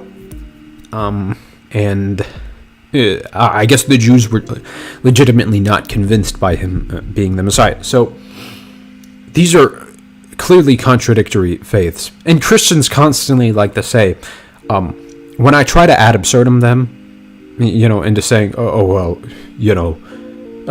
we actually don't have to follow the old Jewish law. And I'm asking them, okay, so would you not wear mixed fabrics? Would you not plant 2 different plant seeds in the same hole? Do you think, eating bread with yeast on certain days is impermissible? And, we don't actually have to follow the old Jewish law. Well, okay, there's clearly a dissonance here, because you're saying Judeo-Christian, but I constantly hear Christians say, the old law doesn't matter. So which is it? In this vision of the future, a majority of Americans realize we have to return to the basics. A new appreciation of traditional Judeo-Christian values takes place. Call it a new... Yeah, by whose standard? Exclusively the Wilkes brothers? And their church practice? Whose? We became an exceptional nation because we were largely a self-governing nation, the first in human history. The U.S. Constitution begins with the phrase, we the people. But self-government only works if we are a moral country. And to be that... Yeah, again, moral by what standard? Some Bronze Age Dead Sea Scrolls that say, this timeless, spaceless, disembodied mind said this about the world, and that's what should be, and that's totally objective, and not what we're saying a source of objectivity said. So... we need to appreciate the source of our values, the Bible. Our second president... No, it's clearly not. A lot of our values come out of Enlightenment. This idea of limited government. This idea of freedom of speech. This idea of rejecting monarchies. And natural law that is distinct from religious law. And criticism of the divine right of kings. That was all mostly a deistic movement. But this is clearly theistic in its prescriptions, especially. John Adams understood this right from the beginning. Our Constitution, he wrote, was made only for a moral and religious people. Look, like, clearly he didn't follow that all the way through, because the First Amendment to the Constitution, which I think was ratified maybe when Adams was still alive, the Establishment Clause says, we shall not, the state in and of itself shall not respect or disparage any particular religion. It's completely secular, and at the most, godly, it's deistic. Is wholly inadequate to the government of any other. Of course, this doesn't mean that you have to follow a specific religion or any religion at all. That's your constitutional right. But it does mean... Well, okay, you're clearly saying, let's get back in touch as Americans with our Judeo-Christian, whatever that means, values. Because those quote-unquote Judeo-Christian sources, gave us our American values. But you're also saying, okay, it's, in your right as an American to not follow the religion, again, even though Judaism says, I am the Lord thy God, thou shalt not have no strange gods before me, which is also Judeo-Christian. You're full of shit. That as a society, we recognize Judeo-Christian values as our moral compass. Yeah, according to whose standard? Okay, God is a subject either way. So why ought we objectively follow his morals, all right? In the right direction, a new sense of civility returns. Politics remains as fractious as ever, but our debates are more about policy than personality, more constructive and less bitter. 2, we take control of our children. Okay. Education. In this renewed America. Translation, that just means give an absolutely whitewashed and Nazi version of how science and history actually are, rather than the objective fact, which is objectively left-leaning in its own right. Moms and dads demand to be informed about exactly what their children are learning. And these people will constantly say 1984, while at the same time surveying their own kids' curriculums completely. Jesus Christ. They don't take no for an answer. God, get a narrative straight. School boards to make sure their wishes are enforced. Value-centered private schools, charter schools, online schools, and home schools sprout up all over the country. Public that constantly have their own curriculums, and again, are just omitting things, editing things. Schools stop being warehouses and become real places of learning. Proficiency in reading, writing, and math become our preoccupation, rather than subjects like racial grievance, gender identity, and global warming. Wait, okay, so social studies, particularly covers racial grievances, and sociological conceptions of gender. But okay, I guess clearly they don't want social sciences to be taught. So I guess in their ideal world that'd be scrapped entirely. So global warming.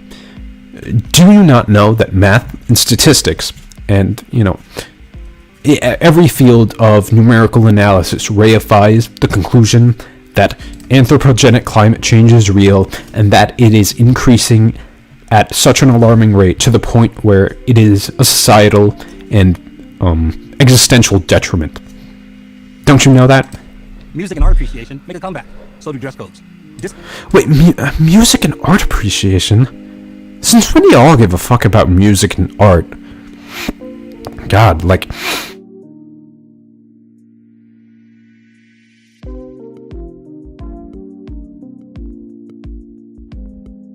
Music and art are... Oh, Jesus. Ah, shit. Okay, the Wi-Fi, fuck. So are you going to just replace all this with Kurt Wagner compositions and, medieval era, not medieval era, 18th century paintings? Because that's what it seems like you want. Oh, and also uniforms. Yeah, the free speech, free expression people love making their children look all the same. Yeah, fuck off. 3, we laugh cancel culture out of existence. What is cancel culture? Just people showing up in your Twitter replies and, giving your shit for something they don't like? Because, okay, applying a new term to something does not make that thing begotten. It does not make that thing exist. Because cancel culture back in my day, and by my day I refer to the early 2010s, and, even a little bit, the early 2010, yes, and even late into the double odds. That was, sort of my day. Y'all Zoomers would know what I'm talking about specifically. So in my day, that was called complaints and grievances. Getting stuff off your chest, complaining, dissenting, criticism. There's so many synonyms to this. But when a new term just comes out of absolutely nowhere, obviously it has a source online. Nothing comes out of absolutely nowhere. But a new term is applied to something, and suddenly it's a new phenomenon. Like, okay, if cancel culture means criticism, then cancel culture is a phenomenon that's existed for a couple 100,000 millennia. Okay. America regained its citizenship. Hypersensitive reactions to perceived slights are no longer taken seriously. How about jokes at the expense of conservatives? No, you clearly don't want that. You clearly don't want that, do you? Able to tell a harmless joke without worrying about being hauled into the Human Resources Office. If we've gone too far, No, translation, I want to call the other guy the N-word, but in contemporary society, I'm not allowed to. That makes me feel bad. we're quietly told to be more self-aware, and the matter is dropped. Yeah, this guy probably, made some really obscene comments to what I'm assuming is a woman at the workplace, and she politely told him to stop, and now he's on PragerU. So, maybe the armchair psychology isn't the best expertise on the matter, but Jesus Christ, this is really worrying. Lessons learned. With the pressure off, the office environment improves, employees stop walking on eggshells, and productivity increases. The spoiled brats move. No, actually, what's empirically proven to increase productivity is a 4-day work week, of all things. Oh wait, guess who's gonna be the first to mobilize against that, right? Lose influence. A new Saturday Night Live appears, one that pokes fun at everyone, and anyone, right and left. And it's a huge success. Wait, okay. Saturday Night Live constantly shat on Hillary, for the most part. So, I don't know what you're talking about. 4. Well, not the most part, because, they really tear into Trump. And if anything, they have probably, a bias in favor of Hillary, but, they really do make fun of everyone politically. We become energy independent and secure our supply lines. America becomes the world's Since renewables are cheaper, how about that? Okay? dominant energy producer. Not only do we produce more than enough energy for ourselves, but we produce enough to help our allies. We do it by responsible... Yeah, actually, let's produce enough of our own energy to bankrupt Saudi Arabia. Oh, wait, yeah, who's gonna mobilize against that? Oh, yeah, right, yeah. Developing our almost limitless natural resources. We also greatly expand our nuclear power industry. Small and very safe. I'm kind of torn on nuclear, but if anything, I'm pretty in favor of it, so, yeah. And nuclear power plants provide more clean energy every year. Meanwhile, private business realizes the advantages of producing products from pharmaceuticals to heavy machinery in the United States. The government does all it can to encourage this boom, easing onerous regulations. Didn't Reagan outsource all the competition in labor? Yeah, maybe stop adulating him. Insisting on fair trade agreements, and when necessary, imposing strategic tariffs. Along with this economic growth comes growth in personal... Wait, okay, so pro-free markets, but also tariffs. Yeah, right. Yeah. People feel prosperous again. 5. Marriage becomes the cool and smart thing to do. Young women realize devoting themselves to a career... Okay, some boomer, or someone with the politics of a boomer, constantly pushing marriage is by definition not gonna make it cool, okay? Is not a substitute for good marriage and family. They start dating with intention. Yeah, they're completely different things.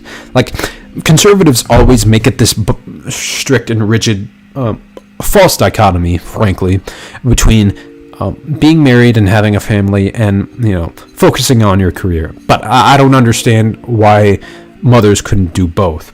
And they could do both with an extended child tax credit and subsidies when people get pregnant and, more tax breaks after that. But conservatives are, again, against that, man. So, could it be that you're only just maximizing wealth inequality? I don't know. Find a good man. And men respond by once again defining manhood as marrying and taking care of a wife and family. The studies turn out to be true. Marriage leads to more financial success, more personal fulfillment, a greater sense of purpose than living alone in pursuit of career goals.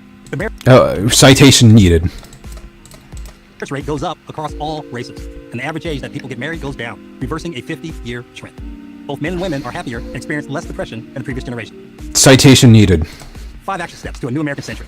We return to our Judeo-Christian roots. Take control of our kids' education. Laugh cancel culture into oblivion. Become energy independent. Make marriage cool. Okay. 5 things we need to run. We need to bolt from. We need to absolutely book it from. Okay? Right here. We don't have to pass any laws or raise any taxes. We just need the will, the courage, and the grit to create a better future. Can we make it happen? Wait, okay, but wouldn't passing laws and devoting subsidies to these things actually effectuate these rules faster? Like, I don't know. Yeah, more boomer nonsense, okay?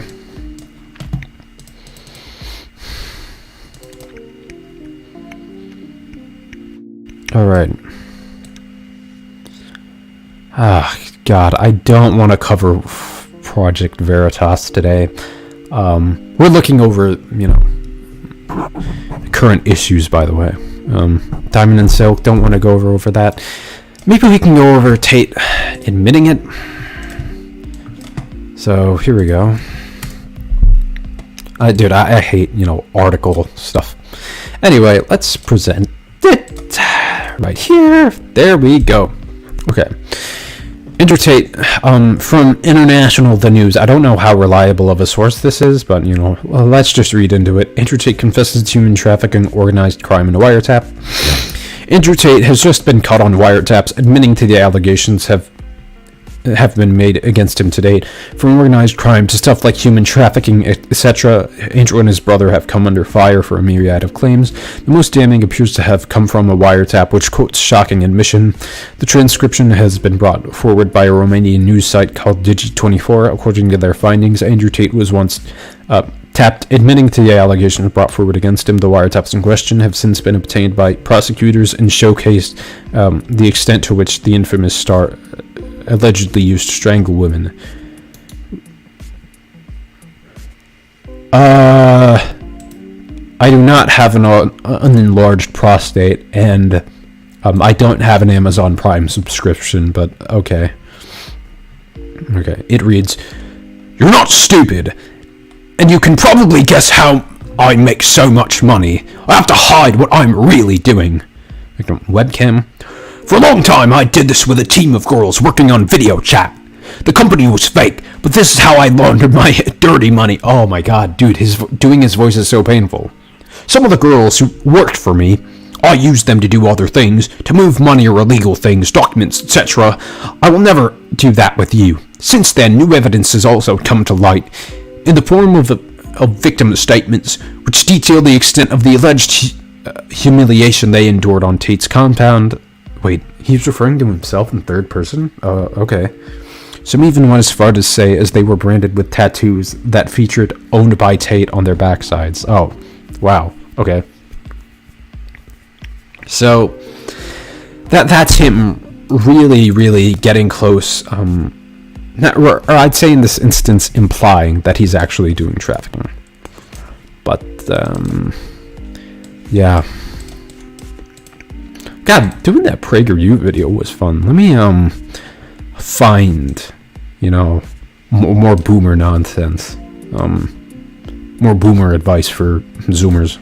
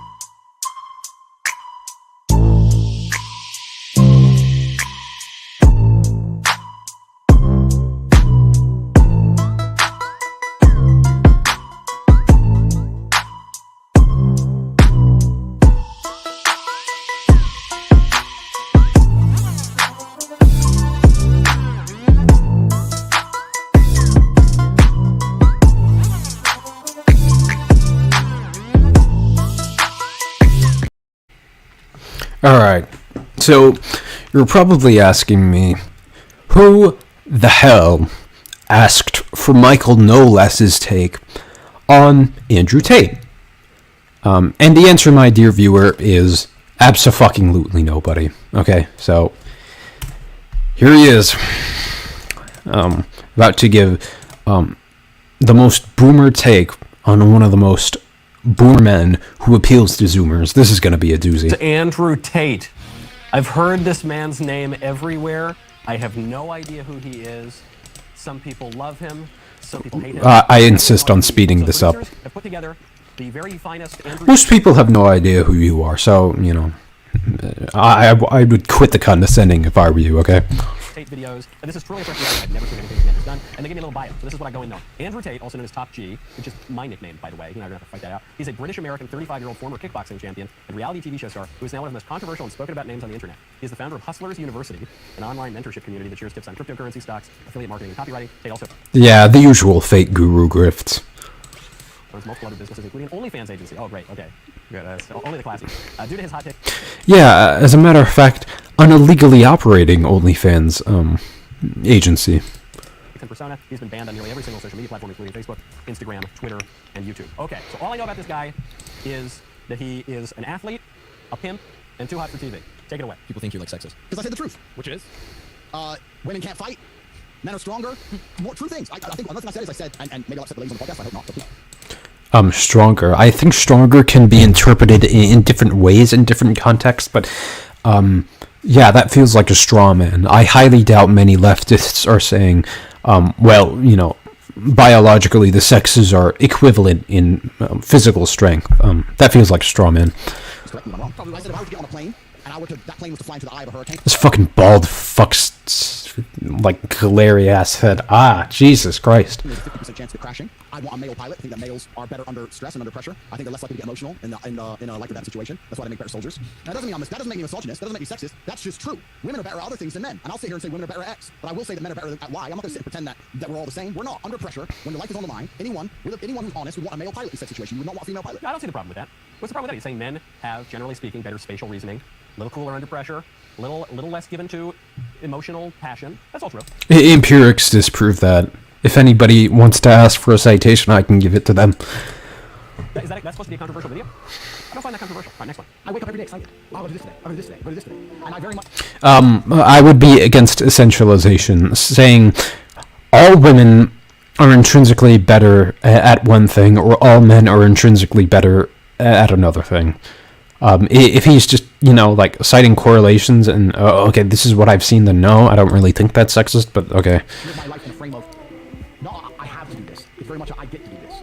Change your language. I get to go to work today. Imagine you had no job. It'd be worse, right? Because otherwise you wouldn't be working. You don't have to slave away at some 9-to-5 corporate grift that makes you want to absolutely gouge your eyes out and slit your wrists vertically with a straight razor in a video game.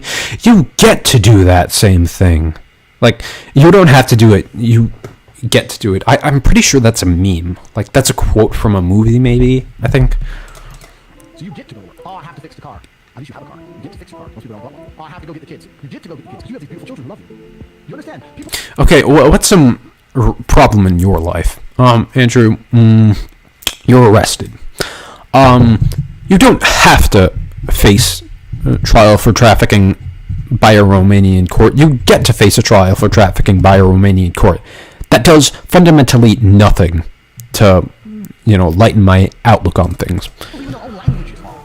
The world is going to be framed. Maybe I'm completely crazy. Maybe I'm full of shit. Maybe I am. But the frames I've installed in my mind are all beneficial to me. So that's not only unobjectionable, that is actually a positively good way of viewing the world. Viewing the world less from a lens of whining and griping. Yeah, No Less's message here is essentially be content with what you have, even if what you have is really bad. And complaining and resentment and more for a lens You know, stay in line. Don't rebel at all whatsoever. Great job. This is all I want to be doing. We ought to be grateful for all. In fact, we ought to be grateful. Unless with the proletarian revolution, then okay, complain. you know, complain. Don't be content. Actually, try to change things. Actually, try to stop the working class from, you know, changing things. pursue anything that makes me happy. Try to make money. I love traveling, so I would probably just Drink cocktails on the beach. Okay, next. About the same thing. Like travel, focus on my career. A life without children is Wait, this needs context. Hold on. I thought, okay, this is not going to be good stuff. But there's that last clip is absolutely right. Okay, next one. If you're not going to have children, what are you going to do with your lives? if I'm not gonna have children. Travel, just pursue anything that makes me happy. Try to make money. I love traveling, so I would probably just Drink cocktails on the beach. Okay, next. About the same thing. Like travel, focus on my career. A life without children is atheist, and it's inane and it's pointless. And you may sit here and think that your career matters, but the truth is that your job will fire you out and you don't give a solitary. And when you're 52, What's stopping me from saying my absolute goblin gremlin psychopath piece of shit of a child will toss me at the wayside and won't give a shit about me? Now, I don't want to overgeneralize. People are definitely happy with children. Some people aren't. Like, I support the right to choose, okay? Women should do what they want with their lives, as should men. I don't think we should be coerced into certain roles because we just so happen to be born as a certain sex, okay? and you're past it with no grandchildren in a house by yourself, and all your friends have grandchildren, this beautiful life, and you're sitting there by yourself, you think the fact that you can afford a few extra Gucci bags is going to genuinely make you feel happy? Okay, the fact that you're sitting with a bunch of pieces, little shit gargoyle grandchildren running around, constantly want to suck at your teeth, fucking like get a down payment on some sort of mortgage on, like, do you think that's going to be fulfilling? My perspective is, it can be fulfilling to some people, it's not going to be fulfilling to all people. Why don't we let people do what they want, okay? My grandmother's 93rd birthday. I stood there and I looked at my 93-year-old grandmother, and there was a room, a whole room full of maybe 70 people that came from that one woman. Isn't that remarkable? That nobody cared about her career, nobody... The fact that a woman gave birth and had a lot of grandchildren, no, that's not really remarkable at all. Asked what job she did, nobody asked how many times she went to the club, nobody asked if she had had time to go to festivals, no. You had 70 sentient beings, including myself, full of life from one woman to dedicate yourself to being a mother and a good wife. That is beautiful. And if you sit here and genuinely think that you're going to work...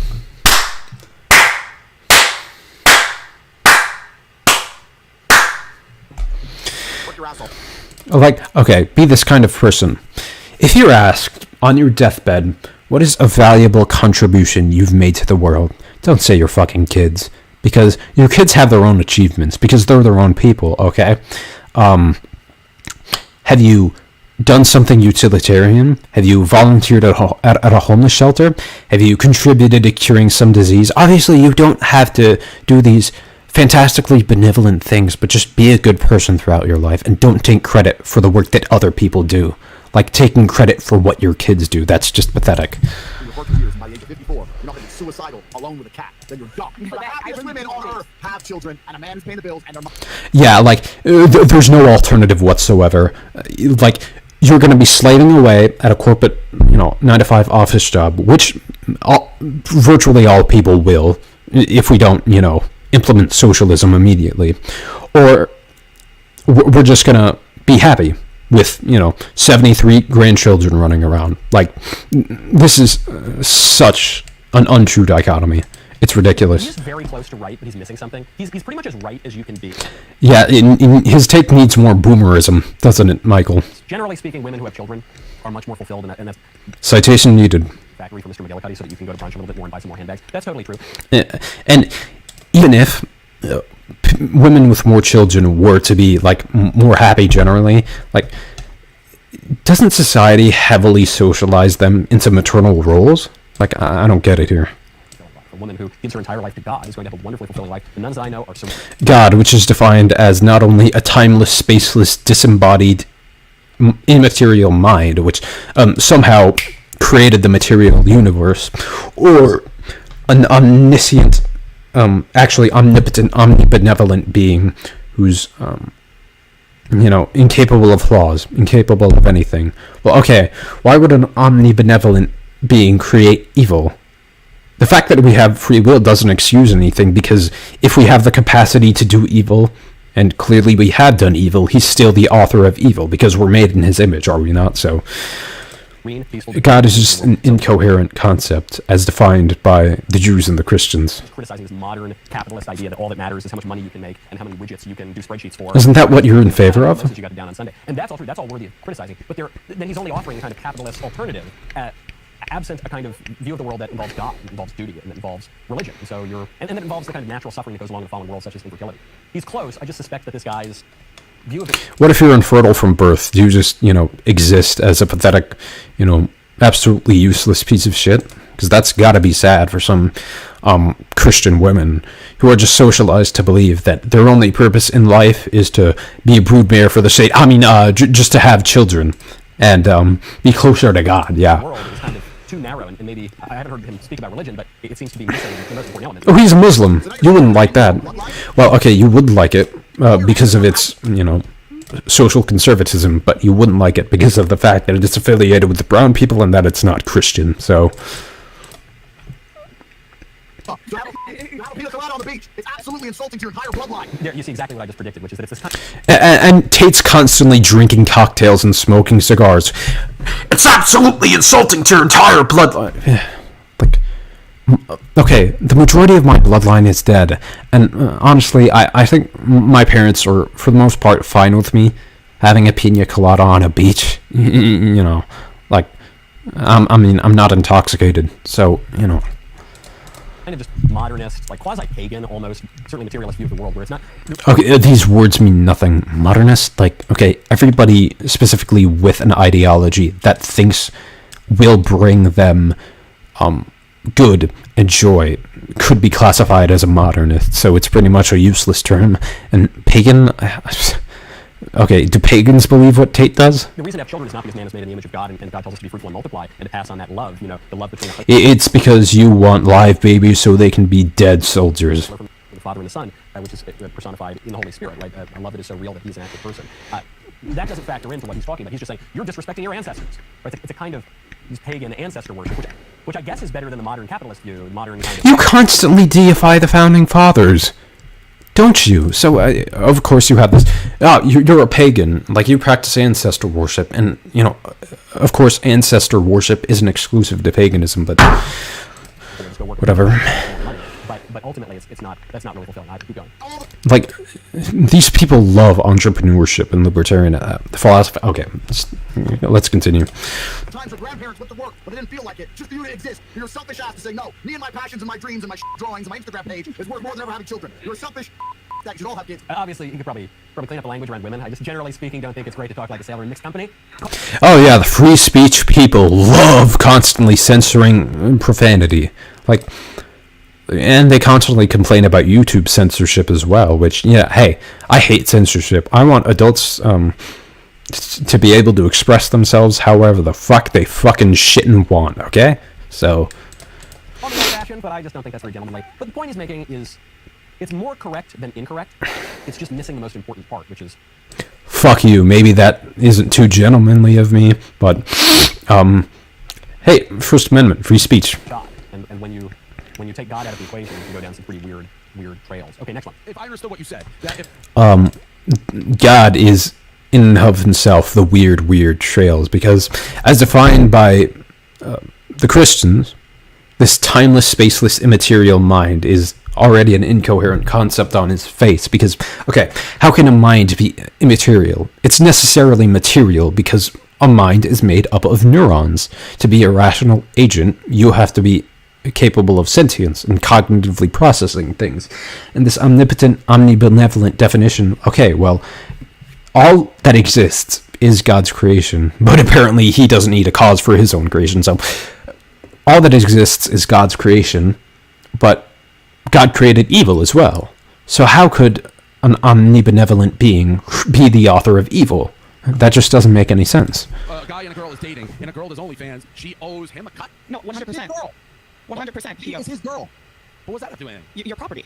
It's not about being property, it's about the fact that she belongs to him, and the intimate parts of her body belong to him because they're in a relationship. And if she wants to sell those, he has a stake in those parts of her body. So it's reverse, male porn.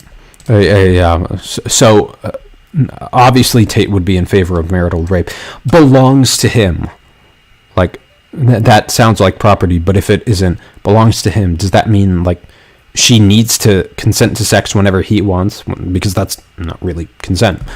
But I just want to elucidate what they're saying, because they always operate off of weasel words, okay? So... I don't know, because I think the women belong to the man. I think the woman's that's where you get called sexist. No, it's not, you can call me sexist if you want, but if you look at marriage, it's the bride's father who gives her away. There it is. See, this is where the guy falls apart. Yeah, some in contemporary society view that as a sexist tradition. Yes, absolutely. Very stupid point that if a man and a woman are dating, the man... Don't get infuriated when you're called sexist when you legitimately believe and you profess that you legitimately believe women are men's properties. Like, don't complain. The right to be her pimp and take money from her prostituting herself. And his reasoning for this is that the woman Where was that said at all? belongs to the man. And then what's the example he uses? He says, well, look at a marriage. Right, in a marriage, it's not exactly that the woman belongs to the man, or that the man belongs to the woman, but the man and the woman leave their parents and they come together and they become one. What, they compliments, according to you? What God is united, no man. Like, what objectively makes them compliments, and what objectively makes them suited for one role? Like, okay, women are responsible for cooking, cleaning, and, you know, nurturing the children, and men are the breadwinners. You know, like, by what objective standard? Well, is separate. And man is the head of woman as Christ is the head of his church. So yes, there is a leadership role for the man within the marriage, not within this lame, I'm in a relationship. In a modern relationship where the man basically is just a completely unaccountable degenerate, some just shisty, disgusting street urchin, some kind of pimp, you know, and he says, well, no, I'm in a relationship with you, so you belong to me, I get to have all the privileges the husband would have with his wife, but you get none of the rights the wife has with her husband. And so that's just ridiculous. I mean, that's just completely wrong and degenerate and really, you know, very disgusting. He's the reason it's appealing. Yeah, no less his problem with Tate is that he's not religious enough. Because it seems in a way like it's sort of partaking of a more traditional view of marriage. Except he's taking the marriage out of it. So you're losing the entire essence of the thing, and that's why it sounds... Yeah, he doesn't want to be married. It's easy, which it is. So slavery... Yeah, no, but I could guess that somebody who's multicultural and everything, that certainly is a tradition that does not apply everywhere. The woman's always getting over to the man. Read the Bible, read the Quran, read, you know, Walking down the aisle, no chance. There's like African cultures where they don't do that. I'm sure there are some obscure tribes somewhere. I mean, I can't say, I'm not a professional. Well, you get it. You seem like a very smart guy. You seem like a smart guy. You're saying a woman is the property of a man if they're dating. I'm not saying they're property. I'm saying they're given to the man, and they belong to the man. It doesn't mean they're pure property without emotion. It means they're given to the man, they take the man's name. No, it pause right there. Yeah, it takes the man's name in marriage, not in a relationship. And when you're in a marriage, the love between a husband and a wife... Marriage is necessarily a relationship. ...is supposed to be true love, a love that is really willing the good of the other person, and especially in a marriage. In some capacity. Whereas what he's talking about, which is basically a pimp and a hooker, that's not love. That's not someone... I guess if you never see your spouse, then it's technically not a relationship, maybe, but... That's someone trying to consume the other, like dessert. You know, that's someone just trying to use the other person. C.S. Lewis describes this in the Screwtape Letters. The kind of desire that we ought to have for one another as human beings, the kind of desire that we ought to have for our spouse, is one of true love and self-sacrifice. But that's the love that God has for us. God sacrifices himself for us. He loves us so much. He loves us so much that he gives his only begotten son that whoever believes in him will not perish but may have everlasting life. The kind of desire that demons have for us is the desire that I have for a cheeseburger at lunchtime. It's a desire just to consume and satiate your own personal appetites and your lowest kinds of desire. And he's conflating the two. The two couldn't possibly be more different. You're like if she's on OnlyFans, the guy owns those parts, so he gets... Okay, well... Yeah, just this devil and this angel. Again, a rigid binary. A false dichotomy at that. Why can't I eat the cheeseburgers and at the same time burn off all the bad nutrients contained in it? Just saying. I mean, there's a better way. You know? Well, those parts are intimate, right? That's the whole point of her being his. Yeah, but you did the reverse. They're not intimate. If you're prostituting your girlfriend out on OnlyFans, then it's not. Then you are totally undermining those parts as intimate, right? And you're making that sort of public commodity. And so any claim that you might have, however dubious and ridiculous, you're relinquishing that when you turn someone you were supposed to love into basically just a cash cow, kind of slab of meat, so that you can, I don't know, go get a little bit more money. If a male porn star does it, he doesn't owe the girl. Turning them into what? Lunchtime. It's a desire just to consume and satiate your own personal appetites and your lowest kinds of desire. And he's conflating the two couldn't possibly be more different. You're like if she's on OnlyFans, the guy owns those parts, so he gets a cut. Well, those parts are intimate, right? That's the whole point of her being his. Yeah, but you did the reverse. They're not intimate. If you're prostituting your girlfriend out on OnlyFans, then it's not. Then you are totally undermining. What do you mean by intimate? Because okay, one could get a sexual thrill out of producing content for their partner and putting it up on OnlyFans. Like, is it copulation? Is it the most physical thing? No.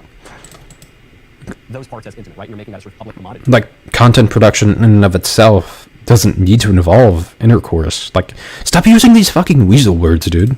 And so any claim that you might have, however dubious or ridiculous, you're relinquishing that when you turn someone you were supposed to love into basically just a cash cow, kind of slab of meat, so that you can, I don't know, go get a little bit more money.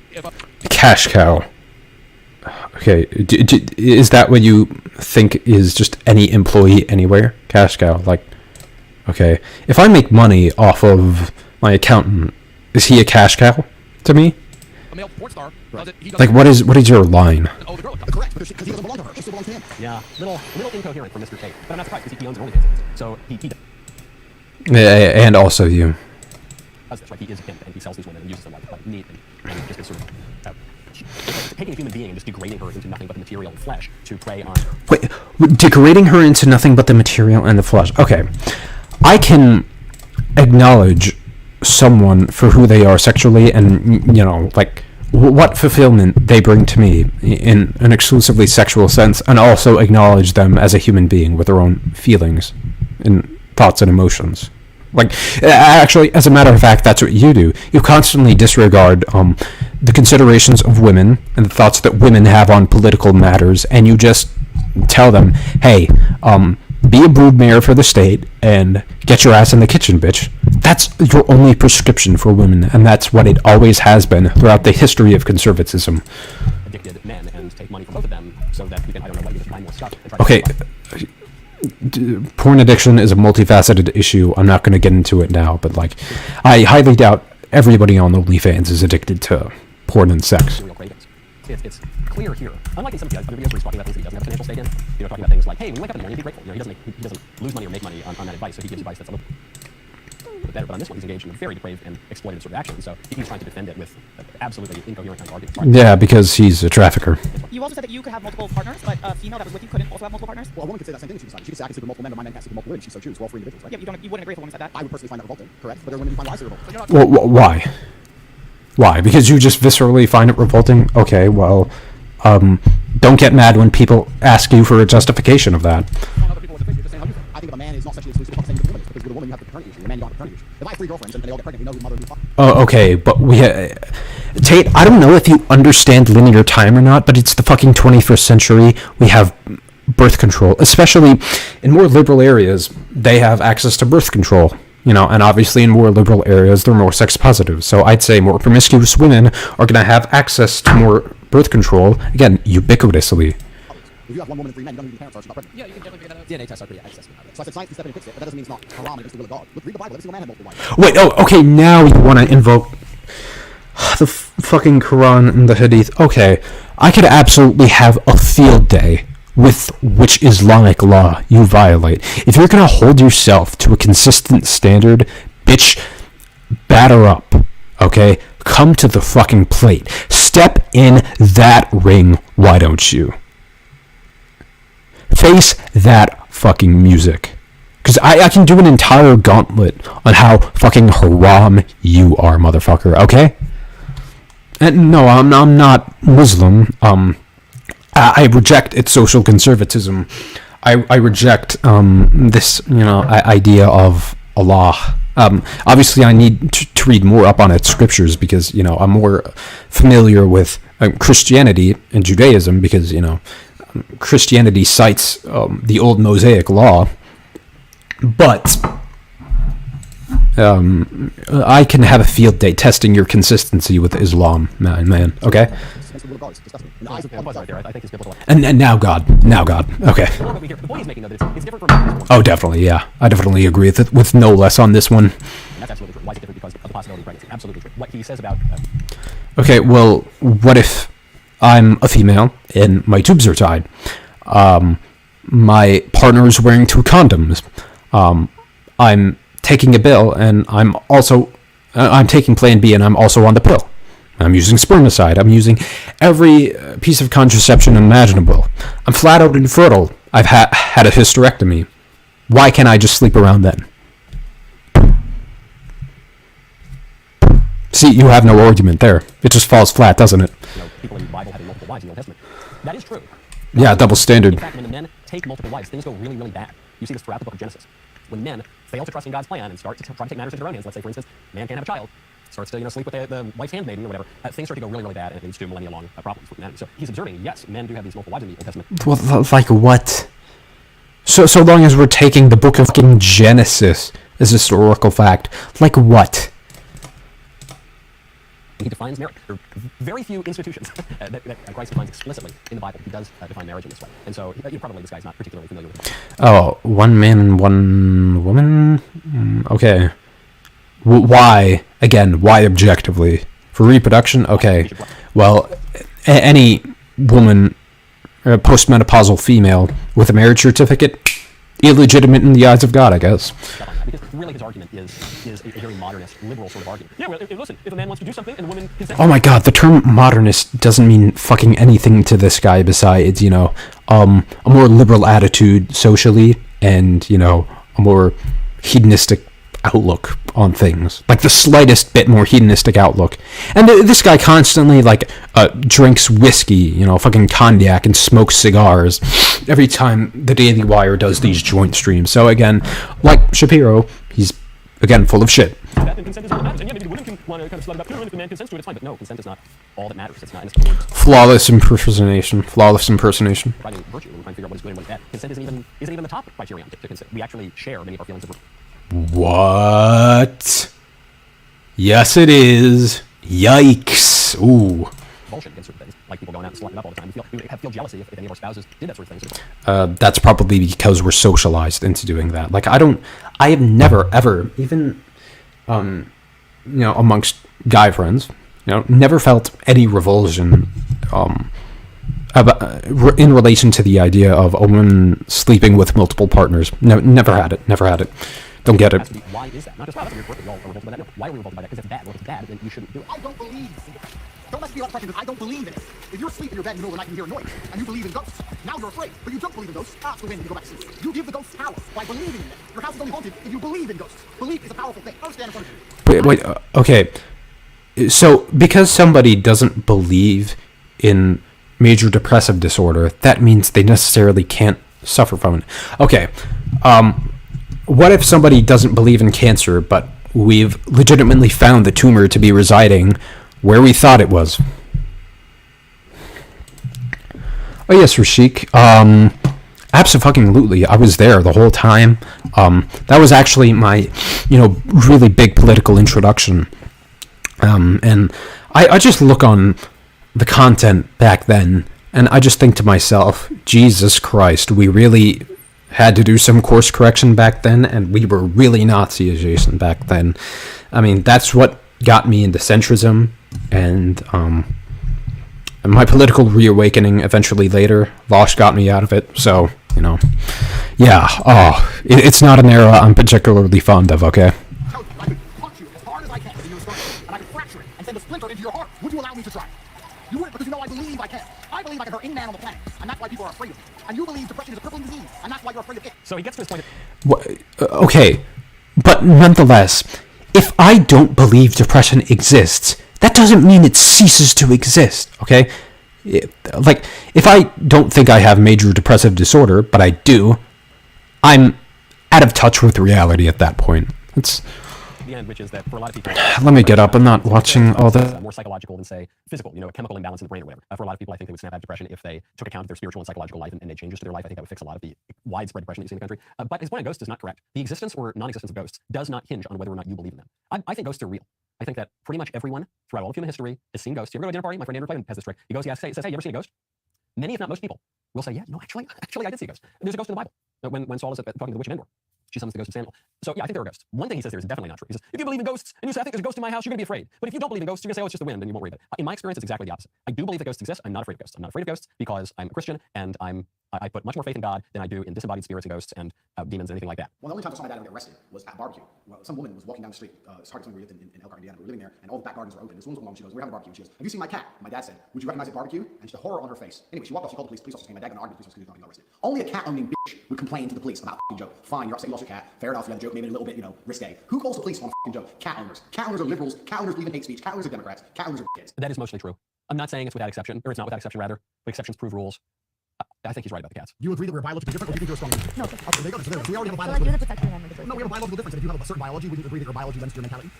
Okay, so we have a different biology and a different mentality. You agree? Yeah. Okay, so we're not done. No, okay. Nobody's saying. I didn't get the full context, but I'm just gonna, go off the cuff here. Nobody's saying men and women are the absolute same thing, because we clearly have this delineation and these two distinct concepts for a reason. What we are saying is that men and women should be equal socially and under the law, or should be, I should say, treated socially the same and legally the same. And that's it. But then, what do you guys consider a high value man? Is it looks, is it money, or is it both? Okay, so a few things, right? So there's the obvious evolutionary truth. The easiest way. Yeah, and obviously value in this sense is totally subjective.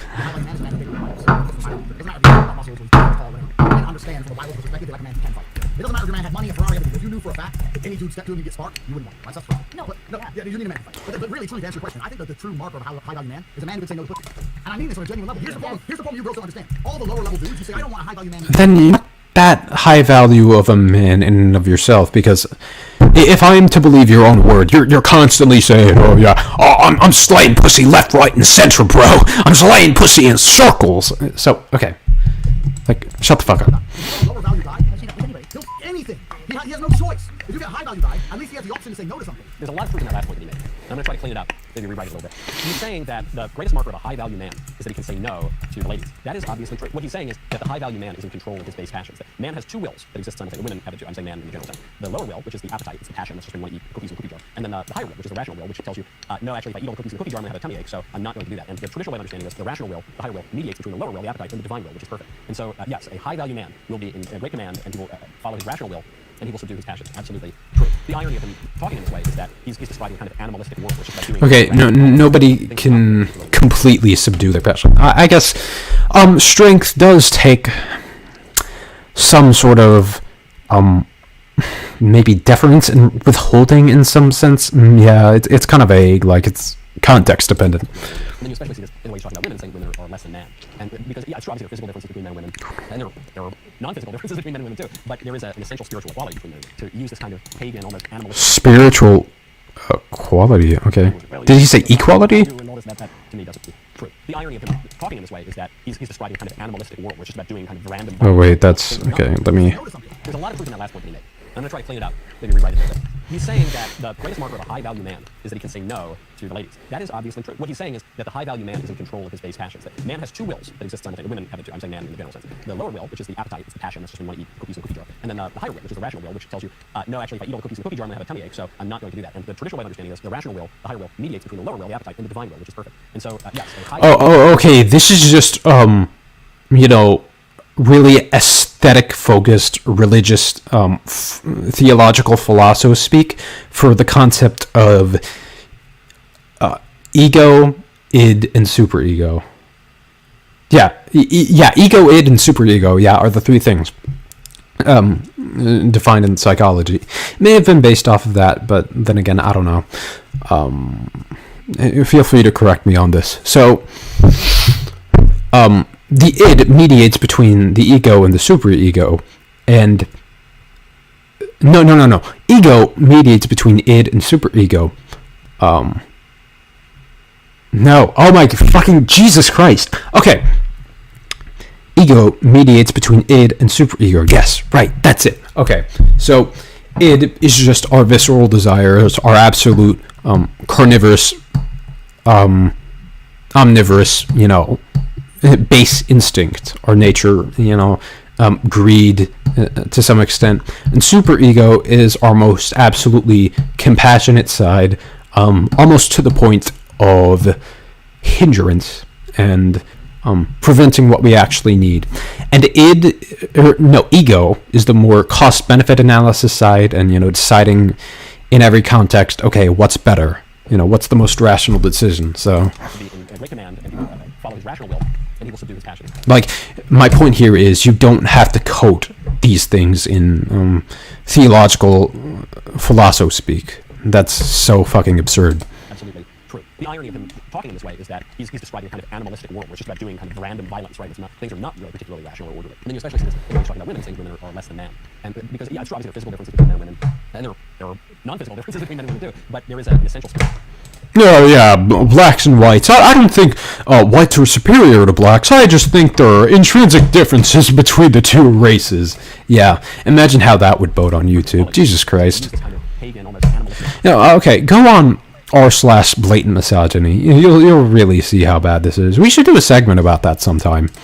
Language. Well, you know, you've got this kind of lower value and all this, that to me doesn't, it just rings like the way you talk about an animal. But man is not really an animal. We're made in the image and likeness of God. So we are corporeal, we have bodies, but we also have reason and intellect and will. And so we can talk about it. Every time we can talk about things, it's proof of this. I was arguing with a feminist, and she was saying that we need to teach men not to rape. And I said, my dear, I love how idealistic you are, but I'm realistic. Men are already taught not to rape. She's like, no, we need to go change language at school and rewrite history and do all the shit they're trying. No, okay. In various parts of the world, we do not thoroughly elucidate the idea of consent, and we need to further socialize people in general that consent is a sacrosanct value that we all should respect. make men weak. They think that weak men. We're already taught not to rape. Okay, well, we're already taught not to be serial killers, but there are still serial killers. So essentially, we should actually give in to our, our base instinct. This is some of the lowest IQ nonsense whatsoever out of Tate's mouth right here.